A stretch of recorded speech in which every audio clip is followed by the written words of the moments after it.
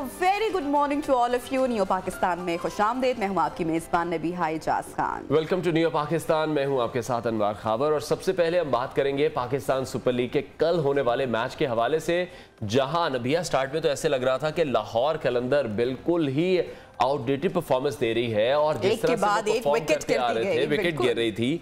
और लाहौर के जो फैंस हैं, जिनमें मैं भी शामिल हूं, लाहौर कलंदर्स के जो फैन हैं, तो मुझे तो ऐसा लग रहा था कि आज लाहौर की टीम कोयटा से हार जाएगी, जो कि बिल्कुल ही अगर हम देखें स्कोर बोर्ड पर, स्कोर कार्ड पर सबसे नीचे है इस टूर्नामेंट में। तो ऐसा लग रहा था जो टॉप टीम है आज वो हार जाएगी, लेकिन ऐसा नहीं हो सका। अपसेट हो जाना था अनवर अगर लाहौर कलंदर्स हार जाता। और जितने भी क्रिकेट पंडित हैं वो अभी तक यही कह रहे हैं, पाकिस्तान के फाइनल में लाहौर कलंदर्स वर्सेस मुल्तान सुल्तान्स को देख रहे हैं, क्योंकि दोनों बहुत ही स्ट्रॉन्ग टीम अभी तक दिखाई दे रही है। लेकिन अगर जो इनिशियल मैच हमने देखा, मोमेंट्स मैच के जिस तरह से एक के बाद एक विकेट गिरती रही है, तो लग रहा था कि आज लाहौर हार जाएगा कोयटा से। बहरहाल मैच के ऊपर मजीद डिस्कशन भी हमने करनी है, लेकिन सबसे पहले नजर डालते हैं ऑन टॉप स्टोरीज। महलाती साजिशों में घिरी मुल्की सियासत। डॉलर बेकाबू, IMF की फिर भी मैं न मानू की रट। 12 टांगों वाली मेज और केटू पर पैराग्लाइडिंग। करण जौहर समेत एलन मस्क का मास्टर प्लान भी होगा न्यू पाकिस्तान का हिस्सा। तो सबसे पहले बात करेंगे पाकिस्तान सुपर लीग में होने वाले मैच की, जहां लाहौर कलंदर्स ने कोयटा ग्लैडिएटर्स को 17 रन से शिकस्त दे दी है।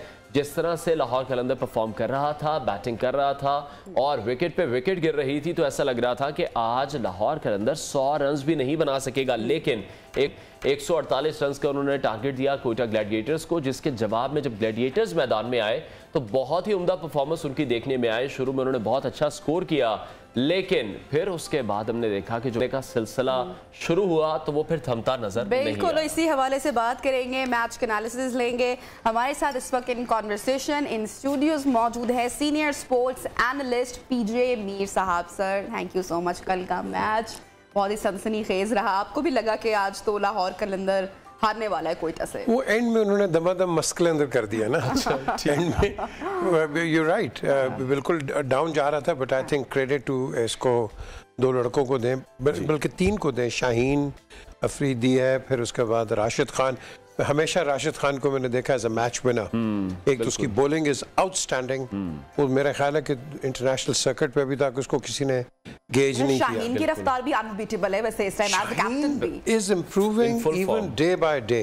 माशाल्लाह, he is doing well and it's a great asset हमारा है। बट अल्लाह करे इसको बर्न आउट ना करें। और जो सिकंदर रजा ने फिर जो इनिंग्स खेली, सिकंदर रजा 71, I mean 34 balls, I think that's a fantastic innings. वही टर्निंग पॉइंट साबित हुआ लाहौर के लिए।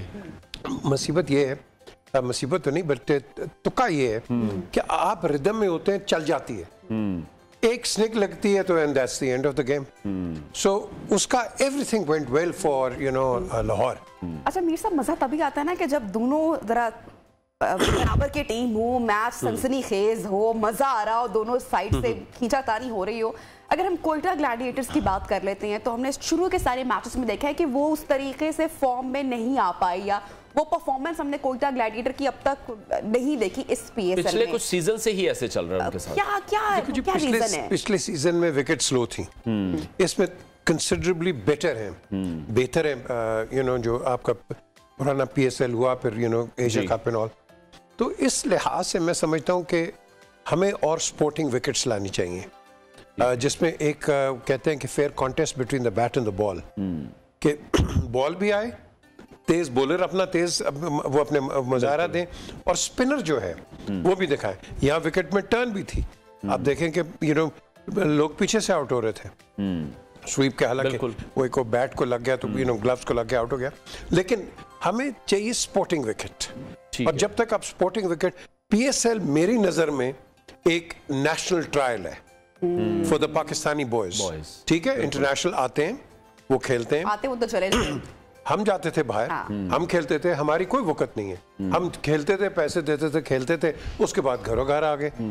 ये आए हैं इंटरनेशनली, ये भी वही कर रहे हैं, लेकिन हमने इनका एडवांटेज भी लेना है। अच्छे प्लेयर्स जो हैं, टैलेंट हंट ना, एक आपको टैलेंट मिल रहा है मिलता आ रहा है मुसलसल। And you playing with international players, बिल्कुल। और वो जो एक हवा होता है यू नो रॉ, वो आपका खत्म हो जाता है, डिफ्यूज हो जाता है। So for us it's very good, particularly the youngsters, क्योंकि उनको घर के अंदर इंटरनेशनल एक्सपोजर साथ खेलने का मिल रहा है। तो मैं ये जो कहता हूँ कि इसमें हमें जो सिलेक्टर्स हैं, they have to look at the boys on a bigger scale. मौका मिलना चाहिए आपके नबिया, डोंट लुक कि भाई एक ने अगर रन्स नहीं किए, आपने टेक्निक देखनी है, आपने ये पॉइंट्स देखने। कोई मसाइल होते हैं कि फिर फेवरेटिज्म का शिकार हो जाते हैं, फिर बोर्ड के, मैनेजमेंट के, सिलेक्टर्स के इशू, जो कि हमारी जब भी इंटरनेशनल जितने भी टूर्नामेंट्स होते हैं तो फिर हम यही देखते हैं कि सिलेक्शन के ऊपर फिर सवालिया निशान बन जाता है कि वो खिलाड़ी जो कि डिजर्व करते हैं वो टीम में नहीं जाते हैं। ये बदकिस्मती है, ये बहुत बड़ी बदकिस्मती है कि हम मेरिट के लड़के जो हैं हम उनको चांस नहीं देते। हमारे पास बहुत टैलेंट है पाकिस्तान में, बिल्कुल। कराची से लेके पेशा, अब देखो कितने हमारे पठान भाई खेल रहे हैं बिल्कुल, और परफॉर्म भी कर रहे हैं, and perform, and look at people in Afghanistan, they are playing here, से भी अब तो बलूचिस्तान से। सो मैं समझता हूँ कि आपने बड़ा अच्छा ये इंपॉर्टेंट सवाल रेज किया है, क्योंकि पाकिस्तान की क्रिकेट के अंदर ये सबसे बड़ा कैंसर रहा है कि मेरिट पे लड़कों को नहीं सिलेक्ट किया जाता था, और जिसकी सिफारिश चल गया, और ये बदकिस्मती है। जब मैं लाहौर को कैप्टन कर रहा था, बड़े आते थे, इसको खिला लो, इसको खिला लो, ये नेवर एवर। बिल्कुल, और होना भी ऐसे ही चाहिए। मेरिट के ऊपर जब आप खिलाओगे लड़के अच्छे निकलेंगे। बिल्कुल। मीर साहब, जिस तरह से अभी आप डिस्कस कर रहे हैं पिचेस को लेकर, हम देखते हैं कि पाकिस्तान में सबसे ज्यादा जिस स्पोर्ट्स पर पैसा लगाया जाता है वो क्रिकेट ही है, लेकिन पिछले कुछ सीरीज भी हुई है, उसमें भी हमने देखा कि बार बार पिचेस को ही डिस्कस किया गया। इतना पैसा लगाने के बावजूद, इतना इस गेम में हम लोगों का फोकस है, फिर भी हमें इतने मसाइल क्यों आ रहे हैं? इसलिए क्योंकि हमारे अंदर एक बीमारी है कि हमने हर मैच जीतना है। देखो ये बड़ा अच्छा, ये क्रिकेट है, लेवलर है। एक मिनट में हीरो, दूसरे मिनट में जीरो, और तीसरे मिनट में you try again and you become a hero. हम कहते हैं कि हर मैच हमने जीतना है। हमारे पास कोई फ्रेंचाइज नहीं है पाकिस्तान की कि जाके तुम खेलो, अगलों के पास भी बैट और बॉल है, so we have to play. लेकिन उसके अंदर जो आपका सवाल है, उसके अंदर हमारे जो कॉन्टेस्ट है, जो मैं पहले कहा कि विकेट्स आपके पास स्पोर्टिंग विकेट्स होनी चाहिए, इंटरनेशनली स्पोर्टिंग विकेट्स है। कहीं भी चले जाओ आपको सीम मिलती है, स्विंग मिलती है, बिल्कुल, यू नो हर किस्म की स्वर्व आप कर सकते हैं, लेकिन हमारे अंदर यहाँ नहीं है वो। ये आया, एक दौर आया, इमरान का दौर जब था, यू नो वकार, ये वसीम आकिब, यू नो लड़के आए, और उसके साथ साथ आई थिंक ये जो इंट्रोडक्शन हुआ है into one day cricket of Abdul Qadir ji, जो ये लेके आए थे, फिर उसके बाद मुश्ताक आ गया और दूसरे और लड़के। तो ये टैलेंट की आपने बात की, एक लड़का हमने मिस कर गया जो चला गया था, साउथ अफ्रीका खेल रहा था, इमरान ताहिर जी, बहुत अच्छा प्लेयर था पाकिस्तान में, हमने उसको चांस नहीं दिया, वो साउथ अफ्रीका से जाके खेल गया। तो ये जो चीजें हैं, ये मैं समझता हूँ इसको ओवरलुक करनी है। फेवरेटिज्म की भी हमने बात की, आपने कहा कि एक रात को हीरो है तो अगले दिन इसको जीरो हो जाते हैं। फॉर एग्जांपल रिजवान अभी मुल्तान सुल्तान के किंग बने हुए हैं, इनकी परफॉर्मेंस के ऊपर बात हो रही है, कैप्टनसी के ऊपर बात हो रही है, लेकिन यही PSL से पहले रिजवान कितनी ज्यादा तनकीद के जद में थे और लोग कहते थे कि इनको थोड़ी सी ब्रेक ले लेनी चाहिए, या ये अपने लिए प्ले करते हैं। हमने बहुत सारी बातें सुनी। अच्छा, आप फिर टैलेंट हंट की भी हम बात कर रहे हैं, कौन से प्लेयर्स इस वक्त आपको लगता है कि मंजरे निगाह है, जो टैलेंट है या फ्यूचर है पाकिस्तान क्रिकेट का? जैसे कि हमने एहसानुल्लाह को देखा मुल्तान सुल्तान में, इनिशियली उनकी भी बॉलिंग बहुत ज़बरदस्त हमें दिखाई दी। इसके अलावा हमारे पास बहुत ज़्यादा है, आप किसी को सिंगल आउट नहीं कर सकते, बिकॉज हमारे पास इतना वो ट्रेजर है कि इसको सिर्फ मैं कहूँगा कि सबसे पहले PCB को चाहिए कि स्काउट्स को रिवाइव करे पाकिस्तान में, कि क्लब लेवल पे जाके खेलो। अब मैं देखता हूँ कई जगह आप रिंग रोड पे चले जाएं जी, कभी गाड़ी रोक के, रिंग रोड पे नहीं, साइड पे रोक के जी। आप देखेंगे आपको बड़ा बड़ा टैलेंट मिलेगा, लेकिन उसका एवेन्यू कोई नहीं है, वो आगे जा ही नहीं सकता। तो आपने ऐसे लड़कों को पकड़ना है, इधर पकड़ के आप एकेडमीज में लेके आओ या उनको कोच करो, and you will see, you will get great cricketers to your question. But ये हमें ग्रास रूट पे करना है, ठीक है, क्योंकि याद रखें हमारे जो सबसे बड़ा फॉल्ट है, स्कूल्स क्रिकेटर्स प्रोड्यूस नहीं कर रहे। गली के अंदर जाओ, एक स्कूल है, मोहल्ले में जाओ, स्कूल बन गया, ग्राउंड्स उनके पास है कोई नहीं है, तो क्रिकेटर्स कहाँ से आप बनाएंगे? उनको तो आप वो मोबाइल के प्लेयर्स बना रहे हैं, सारे मोबाइल खेल रहे हो, मोबाइल पे लगे हुए। सो हमें इससे निकाल के, और ये जो गवर्नमेंट है इसको चाहिए, इसके पास 70-80 ग्राउंड्स हैं इधर पंजाब में, भाई आप दे दो स्कूलों को, ठीक है। एवरी 6 स्कूल आएंगे, एक मंडे ट्यूसडे वेडनेसडे खेलेगा, दूसरे को कुछ और दे दो, आप ग्रेजुअली इस तरह निकालोगे। हॉकी देखो, हॉकी खत्म हो गई है पाकिस्तान में, बिल्कुल। स्क्वॉश में हम नंबर 1 थे किसी भी स्पोर्ट्स में, क्रिकेट के अलावा कुछ नहीं। अभी तो शुक्र है वो एक कदाफी स्टेडियम के बाहर है डार हॉकी एकेडमी जी, वो कायम कर रहा है। And that we need institutions like that to improvise. हर एक की खेप होती है, आज के हीरोज कल के लेजेंड्स बन जाएंगे, बिल्कुल। And then we need more. वैसे होना तो ये चाहिए था कि इमरान खान के दौर में जैसे बहुत सारी एक्सपेक्टेशन थी, ही वाज अ स्पोर्ट्समैन, के क्रिकेट के हवाले से मजीद ग्राउंड्स बनते या खेल के हवाले से हर खेल को उतना ही मौका मिलता, फरोग मिलता कि वो आगे बढ़ता। लेकिन लोगों का शिकवा रहा जिस तरह से डिपार्टमेंटल क्रिकेट भी बंद कर दी गई उस दौर में, वो बड़ा एक शिकवा रहा लोगों को। क्योंकि इमरान ने दूसरी क्रिकेट शुरू कर दी थी ना, पॉलिटिकल। तो पॉलिटिकल क्रिकेट में उसने इतना टाइम नहीं दिया, हालांकि he was very much in touch and all. लेकिन ये बड़ा मुश्किल होता है कि आप प्राइम मिनिस्टर भी हो, फिर साथ क्रिकेट को भी देखो। बल्कि आपको चाहिए अच्छे लोग लगा दो और वो आपका काम करेंगे। बट आपने सही कहा कि डिपार्टमेंटल क्रिकेट बंद हुई है, इसमें हमने बड़े बड़े लोगों को, बेचारों को बहुत नीचे, बहुत लोगों ने सफर किया है, बहुत सफर किया। फाइनल में कौन सी 2 टीम्स, आपकी कौन सी फेवरेट टीम है, खुल के बता दें आज जरा। चले फैक्ट्स के हवाले से भी बता दें, वैसे भी किन टीम्स को आप सपोर्ट करें, किसका मैच आप देखना चाहते हैं? देखिए, अभी आपने शुरू में कहा था कि लाहौर कलंदर बिल्कुल नीचे गए थे, all of a sudden revival हो गया। तो ये बड़ी अनसर्टन गेम, कुछ नहीं कहा जा सकता। और particularly T20, it's the most unpredictable game. हम तो टेस्ट मैच को कहते हैं अनप्रेडिक्टेबल है, वनडे को कहते हैं, ये तो सुपर अनप्रेडिक्टेबल है। You just don't know. आपको क्या पता था ये सिकंदर आके क्या कर जाएगा? We didn't know. रिजवान की आप बात करते हैं, अब वो देखो इतना नहीं कर रहा, लेकिन कई दफा आ जाता है, कहता है वाह, नहीं आता यार, इसको क्रिको रेस्ट करे, कुछ करो। तो ये बड़ी भी अच्छा चल रही है इनफैक्ट बीच में। आई थिंक आपको अगले I would say about 3 to 4 games. I think you'll have a good picture out of it. Clear हो जाएगा, बिल्कुल। अच्छा मीर साहब, जिस तरह से हम नए टैलेंट की बात कर रहे हैं, पाकिस्तान सुपर लीग ऑब्वियसली हमें बहुत अच्छा टैलेंट प्रोवाइड कर रहा है, लेकिन सिर्फ T20 के लिए। ये हमने देखा, उसको फील भी किया कि जब वो लड़के वनडे खेले या टेस्ट खेले उस तरह से परफॉर्म नहीं कर पा रहे। जो दूसरी चीज़ है, जो साबिक क्रिकेटर भी नोटिस कर रहे हैं कि जो प्लेयर्स आते हैं नए, अगर वो 1-2 परफॉर्मेंस अच्छी दे देते हैं तो फिर या वो स्टार बन जाते हैं। जिस तरह अगर हम धानी की बात करें, धानी इज़ नोवेयर नाउ, धानी एक बहुत बड़े स्टार बन गए थे। तो ये एक क्या मसला है हमारे प्लेयर्स के साथ? जैसे अभी हम हारिस की बात करें या साइम अयूब की बात करें, जो साइम 9 लोग शॉट खेलते हैं, तो वो उसके बाद उन्हें फिर ये इस तरह से लोगों को पसंद आने लग जाते हैं कि ये शॉट मार के उसकी तरफ देखते नहीं है, बेशक पीछे कैच हो जाए।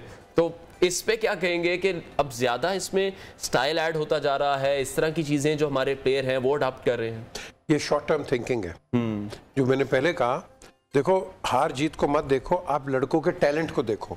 धानी, अब आपने उसको साइड पे किया हुआ है, I will still work on him because Dhani is there. उसको डिस्कार्ड नहीं करते हैं।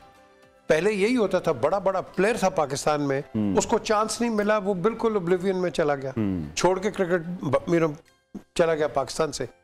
अब इतनी क्रिकेट है कि आप सेकंड थर्ड स्ट्रिंग को रेडी रखो। और अभी आपने कहा PSL अब पाकिस्तान की फर्स्ट क्लास बन गई है, बिल्कुल, क्योंकि इसको फोकस ज्यादा है, तो इसमें media coverage, television and all that. आपकी जो फर्स्ट क्लास क्रिकेट है, इस पे उतना ही जोर दो जितना PSL पे, क्योंकि वो आपका नर्सरी, अब PSL आपका शोकेस है। और यहाँ से आप देखेंगे फर्स्ट क्लास से निकल के क्लब क्रिकेट को भी आपने देना है। मुझे चाहिए, हमें चाहिए कि ये बोर्ड को कि ये क्लब क्रिकेट को प्रमोट करो, क्योंकि नर्सरी तो वही है ना। बिल्कुल, स्कूल में भी भेजो, स्काउट्स भेजो, कॉलेजेस में भेजो। हमारी गवर्नमेंट कॉलेज की टीम में लिटरली 8-9 टेस्ट क्रिकेटर्स होते थे। 8-9 टेस्ट क्रिकेटर्स गवर्नमेंट कॉलेज की टीम आज किधर है?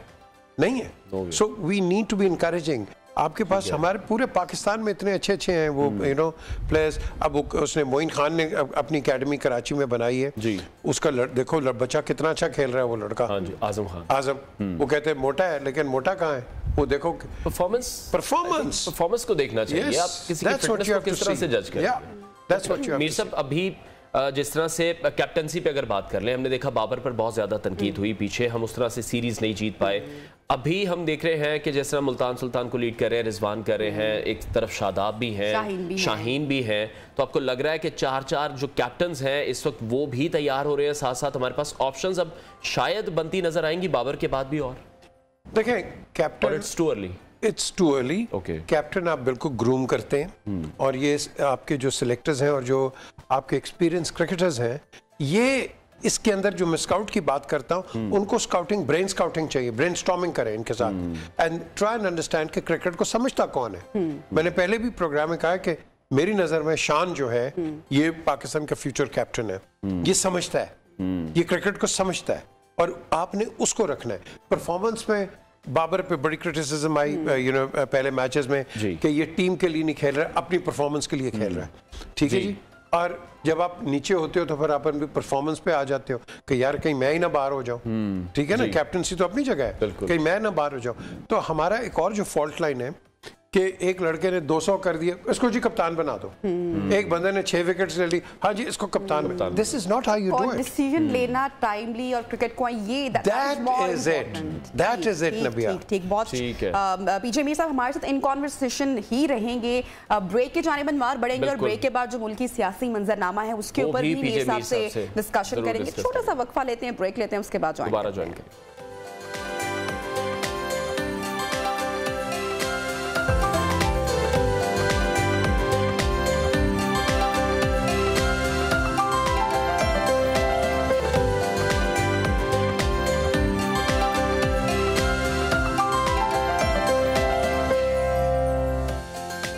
Welcome back. सियासी मंजरनामे पर नजर डालेंगे जहां पाकिस्तानी सियासत को चंद्रगुप्त मौर्य का वजीर चाणक्य भी देखता तो शायद घबरा जाता और कहता भाई कि ये क्या हो रहा है। और ये कहा जाए तो गलत ना होगा कि जो हमारी मुल्की सियासत है वो महलाती साजिशों में घिरी हुई दिखाई दे रही है और जिस किसी को भी देखे नबिया वो अपने ही दाव पेच आजमा रहा है। बिल्कुल ऐसे ही है और अनवार बहुत कुछ कहने को भी दिल चाहता है मगर हम कह नहीं पाते हैं, इसलिए दिल के जो ख्यालात हैं वो जुबान पर ना ही आए तो बेहतर है। और वो हम ब्रेक में डिस्कस कर लेते हैं। बिल्कुल कर लेते हैं। एक आईनी नुक्ते पर सबका इत्तेफाक जो है नाज़रीन वो खुश आइंदा है कि इलेक्शन 90 रोज की जो आईनी हदूद है उसके अंदर होने हैं और फैसले के बाद जो अगला मरहला है कि सुप्रीम कोर्ट के हुक्म पर अमल दरामद का है, जिसमें बुनियादी जिम्मेदारी इलेक्शन कमीशन की और विफाक को इलेक्शन कमीशन की मुकम्मल मुआवनत कर रहा होगी। बिल्कुल, जो कानूनी माहिरीन हैं वो भी बहुत सारी बातें कर रहे हैं, जिस तरह के अगर हुकूमत फैसले के खिलाफ नजरसानी अपील दायर कर सकती है। वफाकी वजीर कानून ये तय कर चुके हैं कि इस फैसले के खिलाफ वो हाई कोर्ट में भी जा रहे हैं। तो नजर यही आ रहा है कि मुल्क में जो जारी अभी आईनी और सियासी बहरान है वो अभी खत्म होने वाला नहीं है। सुप्रीम कोर्ट के हुक्म को देखें तो उसके मुताबिक 90 रोज में इलेक्शन तो होना है, लेकिन अब ये मामला होना कैसे है ये बात अभी गौर तलब। और मामला नाज़रीन ये है कि इलेक्शन प्रोग्राम को पूरा करने में जो दिन लगेंगे, क्योंकि इलेक्शन एक्ट 2017 के तहत इलेक्शन कमीशन को ये अपना जो पूरा प्रोसेस है इसको भी मुकम्मल करना है, क्योंकि 45 दिन पहले ही गुजर चुके हैं। तो क्या इलेक्शन का जो बर वक्त और शफाफ इनकाद है वो मुमकिन हो पाएगा या नहीं हो पाएगा। और दूसरी तरफ जो कानूनी माहिरीन है उनके नजदीक अगर सुप्रीम कोर्ट के फैसले पर अमल ना हुआ तो फिर हुकूमत को तौहीन अदालत का सामना भी करना पर उधर इलेक्शन कमीशन ने अपने काम का भी बाकायदा आगाज कर दिया। बिल्कुल, इलेक्शन कमीशन ने जिला इंतजामिया को डिस्ट्रिक्ट रिटर्निंग अफसरान के लिए नाम देने की हिदायत भी जारी कर दी है। इस हवाले से हम एक बार फिर से बात करेंगे। पीजे मीर हमारे साथ स्टूडियोज में मौजूद हैं। सर बहुत शुक्रिया। अभी जो सिचुएशन करंटली हम देख रहे हैं, जिस तरह सुप्रीम कोर्ट की जानिब से ऑर्डर्स भी सामने आ चुके हैं, लेकिन वफाकी हुकूमत अभी भी रेजिस्ट करती दिखाई दे रही है। आपको लग रहा है कि जो सुप्रीम कोर्ट की जानिब से वक्त दिया गया है उस मुकर्रर वक्त में मौजूदा हुकूमत इलेक्शन करवाएगी या करवा सकती है? देखिए, उन्होंने 90 डेज का तो कह दिया। अब आपका सुप्रीम कोर्ट है वो, it is not the high court, not an ordinary court, supreme court of Pakistan, उसने अब कर दिया। लेकिन प्रॉब्लम हमारी ये है कि यहाँ वो पेंडेमिक आता है ना तो पूरा मुल्क डॉक्टर बन जाता है। एयर क्रैश होता है तो पूरा मुल्क एविएटर बन जाता है। अब जजेस की बात आई है, पूरा मुल्क जज बन गया कि उनको ये करना चाहिए था। भाई वो जजेस हैं और the supreme court, either you respect that institution और यू डोंट। तो जब आप एक रिपब्लिक में रहते हैं, this is not a banana Republic, you respect the जजेस। आपने उनको इज्जत देनी है और जो उनका फैसला है फिर आप उसको करो। लेकिन इलेक्शंस की बात छोड़ें, 90 डेज में चलो जब भी आ जाते हैं हो जाएंगे। गए ना हाई कोर्ट में, उन्होंने कहा भाई सुप्रीम कोर्ट ने डिसीजन दे दिया जी, so get on with it. Question ये नहीं है, क्वेश्चन ये है कि जब इलेक्शन होंगे क्या दोनों फरीकैन जो हैं रिजल्ट्स को मानेंगे कि नहीं मानेंगे? नहीं मानेंगे। That is the big question. उसके ऊपर तो पहले ही कंसर्न शो कर दिया गया है ना, इमरान खान साहब ने तो बहुत देर पहले ही ये कह दिया था। होगी निगरान हुकूमत जो है पंजाब की, उस पर उन्हें बहुत ज्यादा तहफ़्फ़ुज़ात है और वो पहले ही कह रहे हैं कि फिर हम रिजल्ट्स नहीं मानेंगे। तो ये तो एक सिलसिला ना खत्म होने वाला सिलसिला नजर आ रहा है। ये this is an ongoing enigma. अगर तो हमने इस मुल्क को आगे चलाना है तो ये सब बैठें और कहें कि जो जीतेगा हम एक्सेप्ट करते हैं। You have to have that memorandum of understanding. अगर नहीं करोगे, टेलीविजन के ऊपर इंस्टेड ऑफ मसले मसाइल की जो बातें हैं वो नहीं होंगी, उसने ये किया, उसने ये किया। जेस्चर देना पड़ेगा ना, मुल्क के लिए तो देना पड़ेगा, इकट्ठे बैठना पड़ेगा, हर चीज का बाइकआउट कैसे भी नहीं बैठ रहे, फिर अगर कोई बिठाता है फिर उन्हें उस पर भी एतराज है। क्योंकि ये बयानबाजी बहुत हो रही है। आप एक पार्टी का बंदा एक स्टेटमेंट देता है, उधर से रिएक्शन आ जाता है, इधर से रिएक्शन आता है, 6 और उधर से आ जाते हैं, and then we are at a standstill. तो आप किसी मोड़ पे बैठ ही नहीं रहे। सर सुप्रीम कोर्ट का अब जो फैसला सामने आया है और इलेक्शन कमीशन जब देखे ना, कोई इदारा जब कोई हैंड्स अप कर देता है तो फिर किस तरीके से चीज़ें हो सकती हैं, मतलब कि उसको उस तरह से फैसिलिटेट नहीं किया जा रहा। वो कह रहे हैं कि हमें सिक्योरिटी फराहम करें या जो फंड्स के जो दीगर मामला थे, इलेक्शन कमीशन साफ साफ कह चुका है। तो फिर ऐसे में शफाफ इंतखाबात होना फिर पॉसिबल होगा? ये तो इलेक्शन कमीशन पे है। देखे ना, आप मुझे बताएं सबसे बड़ा डिजास्टर अभी कहाँ हुआ है? टर्की में हुआ है ना जी। अर्दोगान ने कल क्या कहा है? इलेक्शंस होंगे फिर भी। अर्थक्वेक के बाद वो कह रहा है इलेक्शंस होंगे। मलियामेट हो गए उनके तो शहर, हर चीज, लेकिन इलेक्शंस होंगे। क्वेश्चन इज हमें किस चीज की प्रॉब्लम है? देखे ना, पीएमएलएन अब जा रही है इलेक्शंस के अंदर, तैयारियां कर रही है। भाई बाकी भी करो, तुम्हें क्यों तकलीफ है? मैच तो पढ़ना है आगे पीएमएलएन और पीपीपी का, याद रखना जी। ये मैच जी, ये उनका मैच पड़ेगा। अच्छा। और मैं भी फोरकास्ट करता हूं जो आगे अगर इनको 2/3 नहीं मिलती है, पीपल्स पार्टी एंड पीटीआई आगे आएंगे, लाइक माइंडेड। पीएमएलएन का अपना नजरिया, नजरियाती इलेक्शंस होंगे नहीं, क्योंकि इस वक्त ये 12 पार्टीज ने पीएमएलएन को धक्का दे दिया, क्योंकि जो भी मिसपरसेप्शन या आप कह लो कि बुरा भला कहा जा रहा है वो पीएमएलएन को कहा जा रहा है, ठीक है, बाकी को तो नहीं कहा जा रहा ना। वो तो बैकफुट पे सारे जी। तो इलेक्शन के अंदर उन्होंने आज देख लें, कर भी देख लें, आगे मौलाना फजल रहमान बोल रहे हैं, बाकी बोल रहे हैं हाँ जी देखो ये क्या हो गया। और भाई आप you're part of PMLN, so don't desert PMLN at this moment।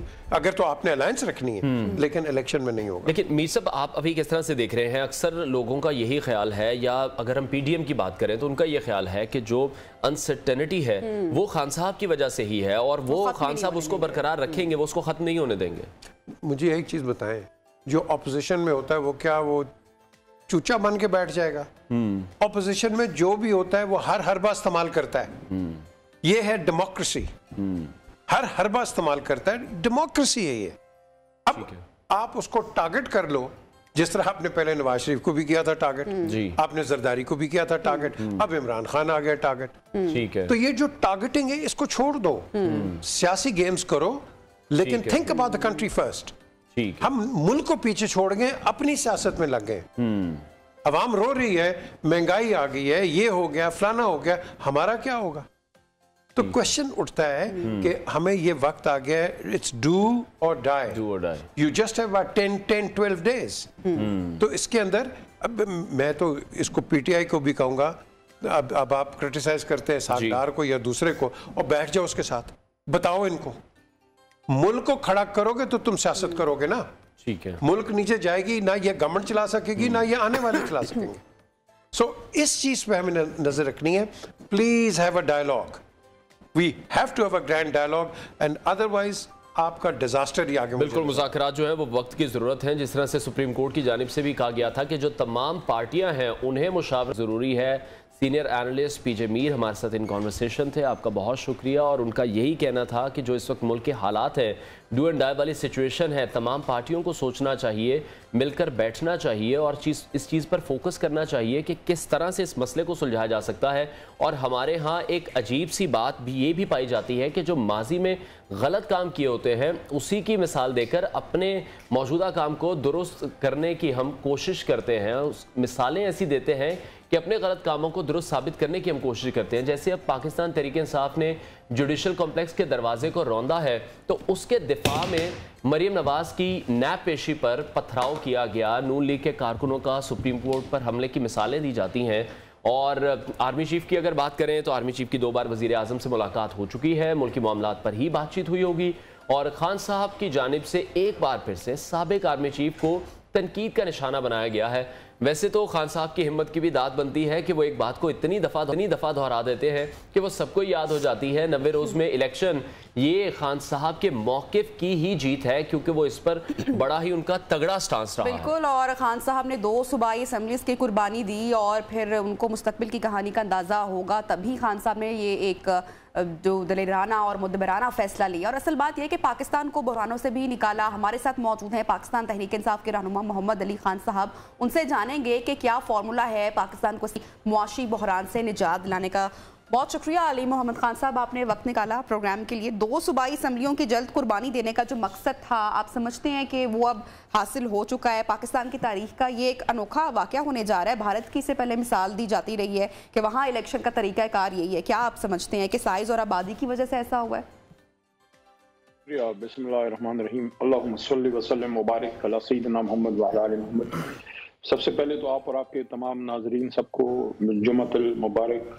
बहुत एक अहम दिन होता है हफ्ते का। देखिए, मेरे ख्याल में तो इससे हमारी जमहूरियत मजबूत होगी। अगर एक दिन में इलेक्शन होता है वो भी अच्छी बात है, लेकिन अगर इस तरह होता है तो इसका मतलब ये होता है कि आपका मुल्क एक जमहूरियत में एक इंस्टीट्यूशनलाइजेशन की तरफ जा रहा है, कि जिस तरह इंस्टीट्यूशन में मुख्तलिफ ओहदों पे लोग आ रहे हैं जा रहे हैं, इंस्टीट्यूशन अपनी जगह रहती है। चीफ एग्जीक्यूटिव का टाइम पूरा हुआ, वो आ गया, असिस्टेंट डायरेक्टर का पूरा हो गया, वो आ गया, गार्ड बदल रहा है, ट्रांसफर पोस्टिंग हो रही है, इंस्टीट्यूशन अपनी जगह पे रहती है। तो इसी तरह आप देख लें कि अगर एक मजबूत जमहूरियत हो तो उसमें जिस असम्बली का टर्म पूरा हो और वो चले। और ये इलेक्शन भी कोई ऐसा नहीं है कि once in a lifetime occasion हम इसको बता दें कि जनाब कोई पता नहीं इलेक्शन हो रहा है तो दुनिया बदल रही है। इसका मतलब यह है कि एक रूटीन का प्रोसेस है, असम्बली टाइम पूरा करी, इलेक्शन हो रहा है, अगला फिर होगा।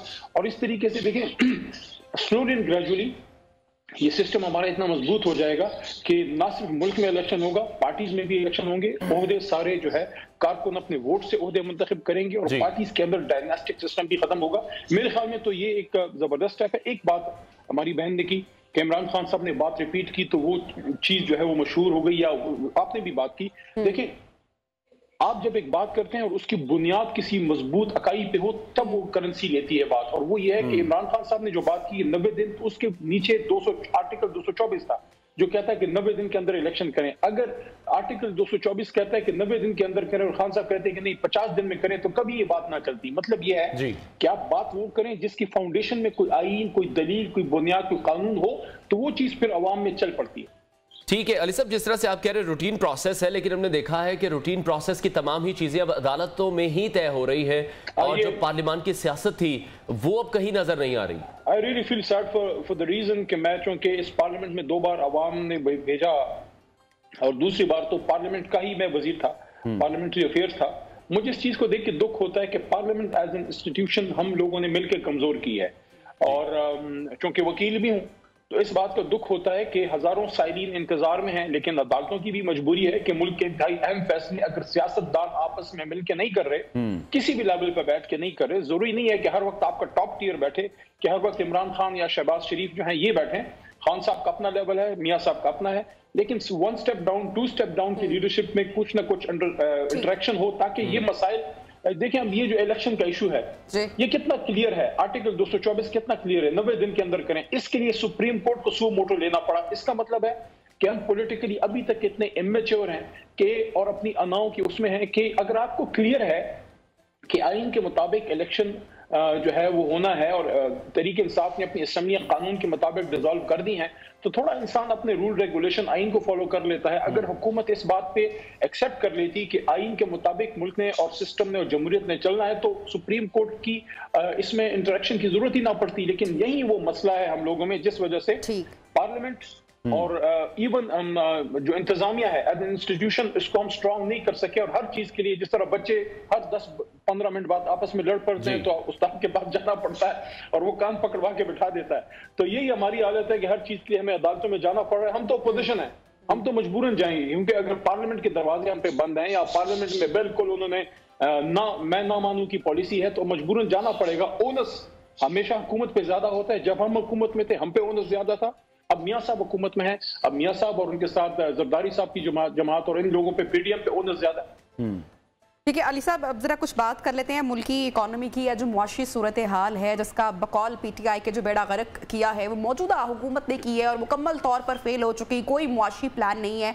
क्या पाकिस्तान तहरीके इंसाफ तैयार है, इंतखाबात जीतने हैं, आते हैं सामने, तो ये जो डैमेज इस वक्त हुआ है और जो महंगाई की शरह जितनी बड़ी है मुल्क में, पाकिस्तान तहरीके इंसाफ इसको संभाल पाएगी? जो इल्ज़ाम तराशी पाकिस्तान की अवाम इस वक्त मौजूदा हुकूमत पर कर रही है वो सारी बातें पीटीआई को भी ऑब्वियसली सुननी पड़ेंगी। तो क्या मुआशी पॉलिसी होगी, अवाम को क्या रिलीफ दिया जाएगा? अभी तक इस बारे में पीटीआई बात नहीं कर रही है। देखिए दुख तो इस चीज का होता है ना, हमें ज्यादा दुख किस चीज का है, वो इसलिए है कि एक मरीज को 2 बार अब ठीक करना पड़ेगा। 2018 में हमें यही लूली लंगड़ी मईशत हमें विरसे में मिली। 2019 अप्रैल की आप फॉरेक्स रिजर्व उठा के देख, ये कोई 4.5 पौने 5 अरब डॉलर का हम बैठे हुए थे, उसको वो जिस तरह एक चिड़िया तिनका तिनका करके जोड़ के घोंसला बनाती है। इमरान खान साहब और हमारी खासकर खान साहब की मैं जिक्र करूंगा कि एज अ प्राइम मिनिस्टर जो उन्होंने पेन लिया है और कोशिश की, इवन देखें ये उनके लिए आसान फैसला नहीं था असद उमर साहब को चेंज करना। असद उमर साहब क्रेडिबल आदमी थे और लेकिन उन्होंने ये भी कुर्बानी कर दी और हर तरह से कोशिश की और आखिर में जाके यहां तक मुल्क को लेके गए कि कोरोना के दौरान America, Japan, Germany, China, Hindustan, ये बड़े बड़े ममालिक इकोनॉमीज की मैं आपको बता रहा हूं, ये सारी इनकी नेगेटिव में या 0 पे जीडीपी गई, हमारी 3 पे चल रही थी और आखिर में 6 तक पहुंचा दिया। हमें दुख इस चीज का है कि एक मरीज को हमने डेथ बेड से उठा के खड़ा किया, चलने फिरने के काबिल किया, उन्हीं पुराने जिसको अंडरटेकर कहते हैं उन्होंने आके उसको दोबारा डेथ बेड पे पहुंचा दिया। Yes we will do it, इंशाल्लाह ठीक हो जाएगा, लेकिन इस बार मुझे लगता है कि एफर्ट पहले से भी ज्यादा करनी पड़ेगी। लेकिन अली साहब कहा बारहा यही जा रहा है कि जो नून लीग पर आप लोगों का बोझ लादा गया है वो जिस तरह से जो आपके फैसले थे, क्योंकि अगर अभी भी पाकिस्तान तहरीक इंसाफ की हुकूमत होती, जो मुश्किल हालात अभी है वो फिर आपकी जमात को फेस करना पड़ने थे, तो आप क्या समझते हैं हुकूमत जाने में पीटीआई को एक बड़ा सियासी फायदा जरूर मिला है? हर काम में अल्लाह ताला की हिकमत होती है। हजरत अली अल-मुर्तज़ा रज़ियल्लाहु तआला अन्हु का कौल है कि मैंने अल्लाह को अपने टूटते इरादों से पहचाना कि रात एक बात सोच के मैं सोया और कल सुबह कुछ और हो गया। तो इंसान को नहीं पता होता उसकी खैर किस चीज में है, लेकिन इस चीज को जरूर आप देखें कि अगर तो हमारी ट्रेजेक्ट्री ऊपर जा रही थी, अगर तो 2020 में हम यहाँ थे, 2021 में यहाँ पहुंचे और 22 में हम यहाँ पहुंचे, जीडीपी, एक्सपोर्ट, सारी जो इकोनॉमी के इंडिकेटर्स हैं, अगर वो हमारी बेहतरी की तरफ जा रही थी तो इसका मतलब है कि हम आगे भी ठीक चलते। अगर ये था कि 2022 के शुरू में हमारे से नोज ड्राइव था, तो नोज ड्राइव तो नहीं था। 2020 में आपका 3 की जीडीपी की तरफ मुल्क जा रहा था, 21 में उससे बढ़ना शुरू हुआ, 22 में आपका 6 की तरफ। लेकिन अली साहब अभी तो पाकिस्तान तहरीक इंसाफ को कोई ना कोई प्लान लाजमी देना चाहिए ना। ये तो अब किस्सा माजी हो गया कि 2018 में और 19 में जो इकोनॉमी थी वो ऊंची परवास कर रही थी, लेकिन अभी खान साहब को आप नहीं समझते कि उनको रिलीफ के हवाले से बात करनी चाहिए? अच्छा, दूसरा मुझे बताएगा कि ये भी सुनने में आ रहा है कि नवाज शरीफ साहब की शर्त है कि इमरान खान को गिरफ्तार किया जाए तभी वो मुल्क वापस लौटेंगे। राना सनाउल्लाह भी रोज जब मीडिया पर आते हैं, गुफ्तगू करते हैं, तो वो भी इमरान खान साहब की गिरफ्तारी के हवाले से बात करते हैं। अगर ऐसा होता है तो क्या स्ट्रैटेजी होगी, तो क्या लाहा अमल होगा, क्या किया जाएगा? मैं समझता हूँ ये तो वही 90s की सियासत वाली बात है। इसके लिए तो कौम तैयार नहीं है कि किसी ख्वाहिश पे मुल्क के, बल्कि आलम इस्लाम के इतने बड़े लीडर को उनके हाथों में पंजों में दे दें कि एक बार तो फायरिंग होगी, बच गया बंदा, अब दोबारा ले लो। इस तरह नहीं होता। जो कुछ होगा आईन कानून के मुताबिक होगा।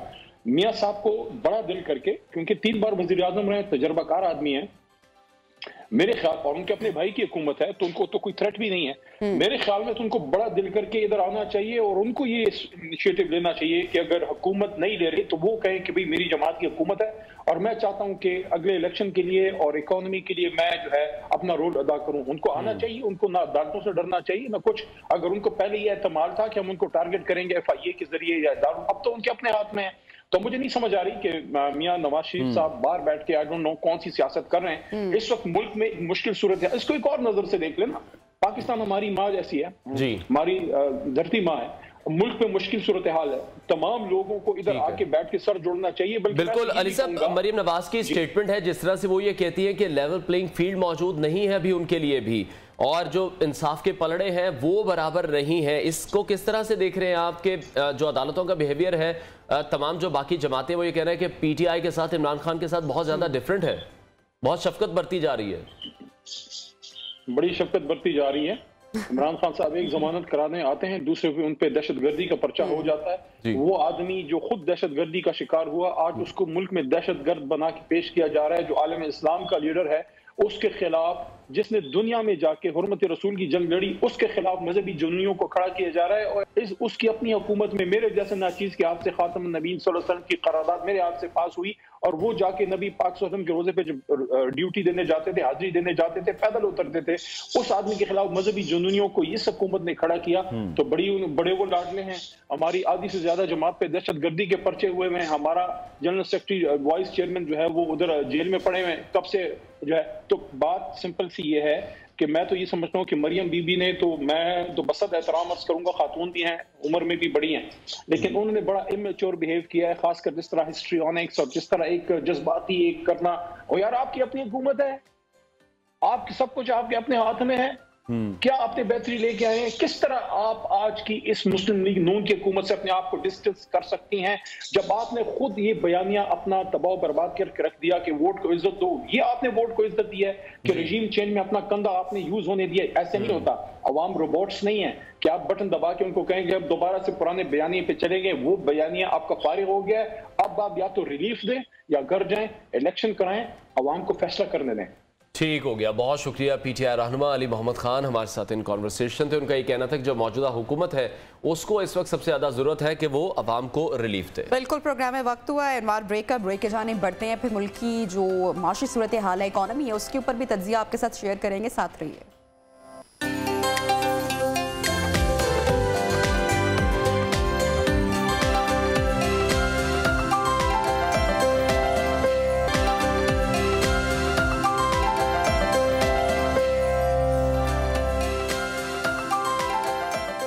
Welcome back and good morning once again. तो प्रोग्राम में नाज़रीन आगे बढ़ते हैं और एक इंटरेस्टिंग स्टोरी आपके साथ शेयर करते हैं। तो नाज़रीन, खबर यह है कि तारीख में पहली बार 2 पैराग्लाइडर्स ने दुनिया की दूसरी बुलंद तरीन चोटी यानी कि K2 के करीब परवाज की है। बेल्जियम से ताल्लुक़ रखने वाले पैराग्लाइडर जिनका नाम है टॉम डी डोर और स्पेन से ताल्लुक़ रखने वाले पैराग्लाइडर लॉरेंस ने K2 के ऐसे मनाजर कैमरे की आंख में महफूज किए हैं जो हमने इससे पहले अनवार कभी नहीं देखे थे। और ये स्क्रीन पर आप मुलाहिजा भी कर रहे हैं किस कदर खूबसूरत ये मनाजिर है, किस तरह से इनको फिल्माया गया है। और ये कोई आसान काम नहीं है, ये बहुत मुश्किल काम है। इन दोनों पैराग्लाइडर्स ने ये परवाज जुलाई 2022 में की थी, लेकिन अब इस सफर की जो वीडियो है वो मंजर आम पर आई है, वो जारी की गई है।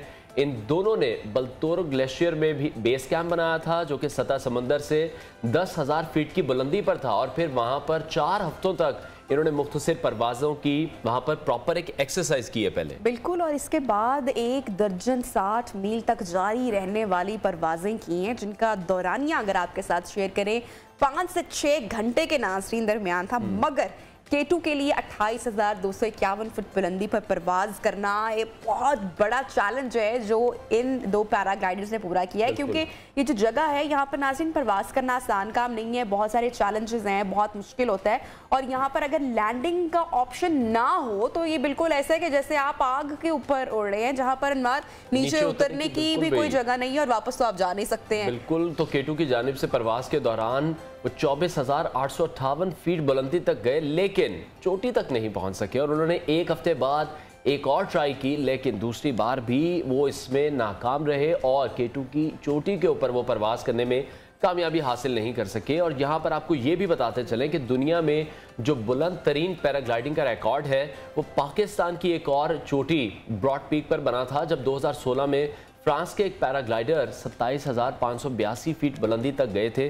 तो जो मनाजिर हम देख रहे हैं इस वक्त नियो की स्क्रीन पर, इसके पीछे बहुत ज्यादा मेहनत मौजूद है, बहुत ज्यादा वहां पर ऑब्वियसली मौसम की जो सख्ती है, मौसम है, बहुत ठंड भी होगी, दीगर जो मौसमियाती चैलेंजेस हैं वो भी होंगे, और आप देखेंगे सेफ्टी मेजर्स भी आपको उसका भी ख्याल रखना पड़ेगा, उस पर भी किसी तरह भी कॉम्प्रोमाइज नहीं करना पड़ेगा। और जिस तरह की हमने शेयर किया कि जो लैंडिंग है वो देखनी पड़ेगी, और अगर नहीं मिली तो खुदा न खास्ता कोई जोखिम में डालने वाला काम है ये, जितना ये मुश्किल है, क्योंकि पहले भी हमने देखा कि बहुत से जो लोग हैं वो जब इन पहाड़ियों को सर करने गए हैं तो बहुत से एडवेंचर का जो शौक है वो देखे ना, इंसान को कभी समंदर की गहराइयों में ले जाता है, कभी पहाड़ों की बुलंदी पर ले जाता है। तो ऑक्सीजन लेवल की कमी भी हमार हो सकती है इतनी ऊंचाई पर जब आप जाते हैं। K2 दुनिया की खतरनाक तरीन चोटी भी है, सेकंड बुलंद तरीन चोटी भी है, तो ऑब्वियसली बहुत सारे चैलेंजेस हुए होंगे, और ये सफर बहुत खूबसूरत भी रहा होगा इनका,